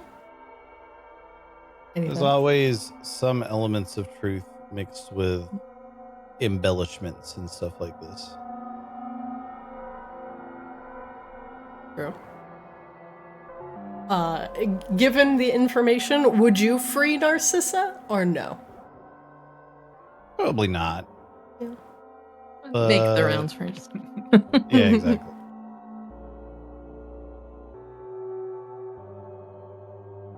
Is very similar to Raine's existing hypotheses. Yeah. Now, what does Raine think? Does she think Narcissa is telling the truth? No, she's definitely not telling the whole truth for sure. But she's telling enough of her truth to try and get her way. Well, it sort of doesn't matter to Raine. Yeah, Raine's pretty anti-Arctis already. So, we talked about this. Like, as soon as we found out that he was just a douchebag parasite, like we found that out a while ago. Not with the Kaamos crew. So yeah, but yeah, no, I think like a lot of Raine's decision making hinges on just how sentient and willing to make bargains that cannot be backed out of Arctis is when we scrape his fucking brain meats. Because if he's just gonna be a pompous asshole, or it's like, okay, well then I guess you die here. Tough shit. Oh. This place is just full of shit wizards and parasites. I mean, is it really worth saving? Well, no, Grebella, like- would you eat the heart of Arctis? Oh my lord. It's probably a big heart. Probably. I'm gonna need a bigger table. You're gonna need a doggy bag. Yeah, you're gonna need a to-go box. Yeah, and a bigger cost. Like cards on table, Raine already is not letting Arctis leave, one way or the other. So he's fucking stuck with us, and he can either work with us or he can, be kept here against his will. That's pretty. He chose this place. He's stuck with us now. I am enjoying Raine's potential Narcissa arc. Yeah, he's stuck here. No more traversing around the cosmos. Look, you burrow a fucking hole. Like, Raine's not from Arctis. Raine doesn't have attachment to this continent. He burrowed a hole, as far as she's concerned, in her fucking planet. Unasked.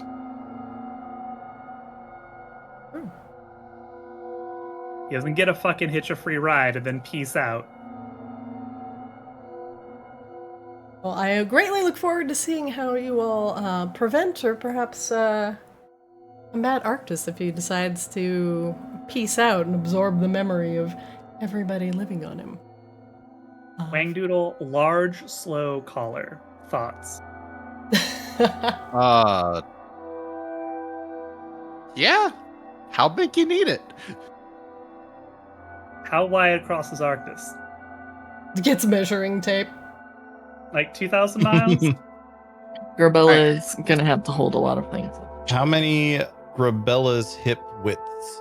At least 100,000. I imagine Like- Wangdoodle using the Grebella statue as like a mannequin for his measurements. It needs to be at least 3 gats. Sick is my only girl kobold friend. I need more girl kobold friends so they don't objectify me. Yep. She's not kobold anymore. Don't degrade the rest of us. She went on and promoted. Mother. You say that like the girl kobolds wouldn't also be like, Mommy, Mother, Mummy. Mother. Mommy. Mummy. God damn it. All right, everybody. Well, I'll leave you with the lore dump for today. Thank you for joining me, and I greatly Wait, look did the for. kobold myth explode? The kobold myth exploded, waking up Arctis, and the planet's gone. Enjoy being stuck in a Hooray! phylactery for eons. My name is William Hartwell Wangdoodle. I live at 308. Oh god, the consciousness of Wangdoodle being absorbed into art. Like, this crazy motherfucker? Glad he Arctis got is like, absorbed. no, we don't do that here. Arctis just hears whale clicks in response. Yeah, I mean, if we just need to like replace the giant dragon, why not replace Whale. it with a giant whale? Whale doodle. Wangdoodle and I are already hypothesizing. We can just turn Wangdoodle into a space whale. We already got this figured out. Clearly, nobody here has followed geopolitical movements of the CIA in South America. We're gonna have to South America, rebrand. do you mean Xavier? Yeah. Oh god.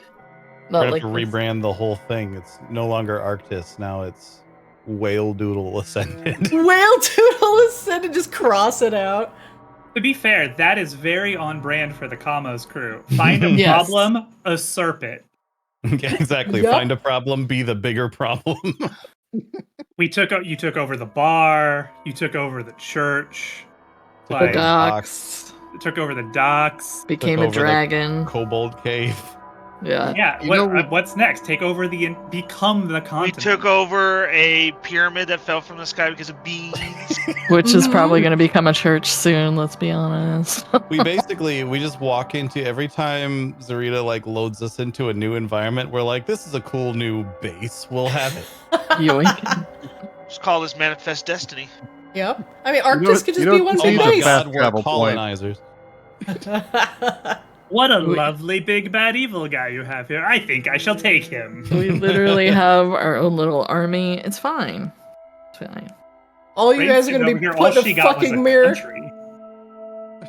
It's all right. We'll give you a clockwork scorpion to make up for you. It's fine.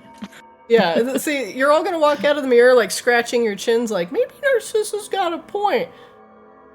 And then here come the Umbrellans with guns, like I love this. Right. Overthrowing a whole planet because I'm still on the student internship. Yeah. Congratulations, you just got promoted from unpaid intern to junior dev. Yep. When I started working, I only had to pay Mr. Krabs $100 an hour. All right, everybody. You are free to go, but you are perpetually stuck on Arctis. You cannot enter the astral. Get fucked. Just kidding. Sounds like a challenge. Yeah, Yeah, I will listen. take my chances against any of the bitch ass ascended up there. 50-50. Yeah, it's a 50-50. We said the name of the series. Whoa. We said it. We said the thing. We said the title. We said- Meta. Hooray, They the said the season's over. We did the trick. What is this? Some kind of Arctis ascended? Ah, you did the thing. It's been a while since we've had anything to do with the ascended. It's true. True. I mean, we ride around in one, but like, doesn't count. I mean, it took like a little bit for like the Kaamos and the Ascended storylines to kind of like actually come together, and then they finally did because of, you know, the war of attrition, but we got Because there. of Brixis? Not just who blew up the Thieves Guild. Is Brixis the fucking like focal point? Is he the like the plot He's anchor? To me, yes. To everybody else, probably not. But to me, He did to bring me, it all yes. together. Yes. What is the thing that they just established in Deadpool and Wolverine? Anchor beings. Oh, was yeah. Brixis the Brixis anchor was the being? anchor being? He was an anchor being for sure. Oh my god, spoilers. I'm just sitting here at the edge of my seat waiting for this huge soap opera drama of is Kozlo pregnant? He is now impregnated with information. The baby will be a Arctis bomb. woke up. How are they going to protect the baby? Shh, Oh, shh, just look. put the baby to sleep. Oh look, it's a plastique.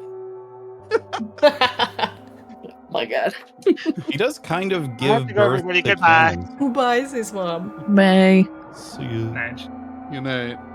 Night, everyone.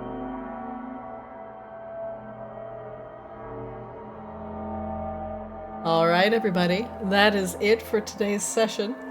Whoa. Whoa, huge lorddom. Finally. We have come full circle. We have said the name of the series. And they're so close, they need to figure out what the hell they're gonna do. Save Arctis, which will perhaps kill them all anyway? Let Arctis die? And let other cosmic threats in? Shrug? Well, let them make that choice. Is Narcissa telling the truth? So shrug. We'll find out. If you keep watching Arctis Ascended, watch all of our VODs over on YouTube at ArctisDD. You can watch our shorts and funny moments from the sessions. Play Arctis on Twitter and TikTok. And I'm your DM, Zarina. Hey. Oh yeah, I should actually make a YouTube command. Shit, I'm the worst. Let's see. Let's see, YouTube. I actually should make a bot for that. The Arctis DD. That one. This should work. Professional streamer, by the way. That's it for today. Thanks for watching. We will catch them next Monday and figure out just exactly what we want them to do. Curious about where everybody wants to go with this. As the story is culminating, and eventually, these guys are going to go to the Great Ice Library, but first, the Magmarans are encroaching upon Vicaris, and them getting their hands on Vicaris's Obliteratus Mace, which destroys undead, could throw the entire city into chaos. So they might have to take care of that before dealing with the great memory of the dragon. That's it for me today. Thank you guys for watching. I appreciate it. Shout out to, we have received our first subscriber. Or like, I would like to know. no, Coslow. I clicked. We had our first actual real subscriber on YouTube. That's super exciting.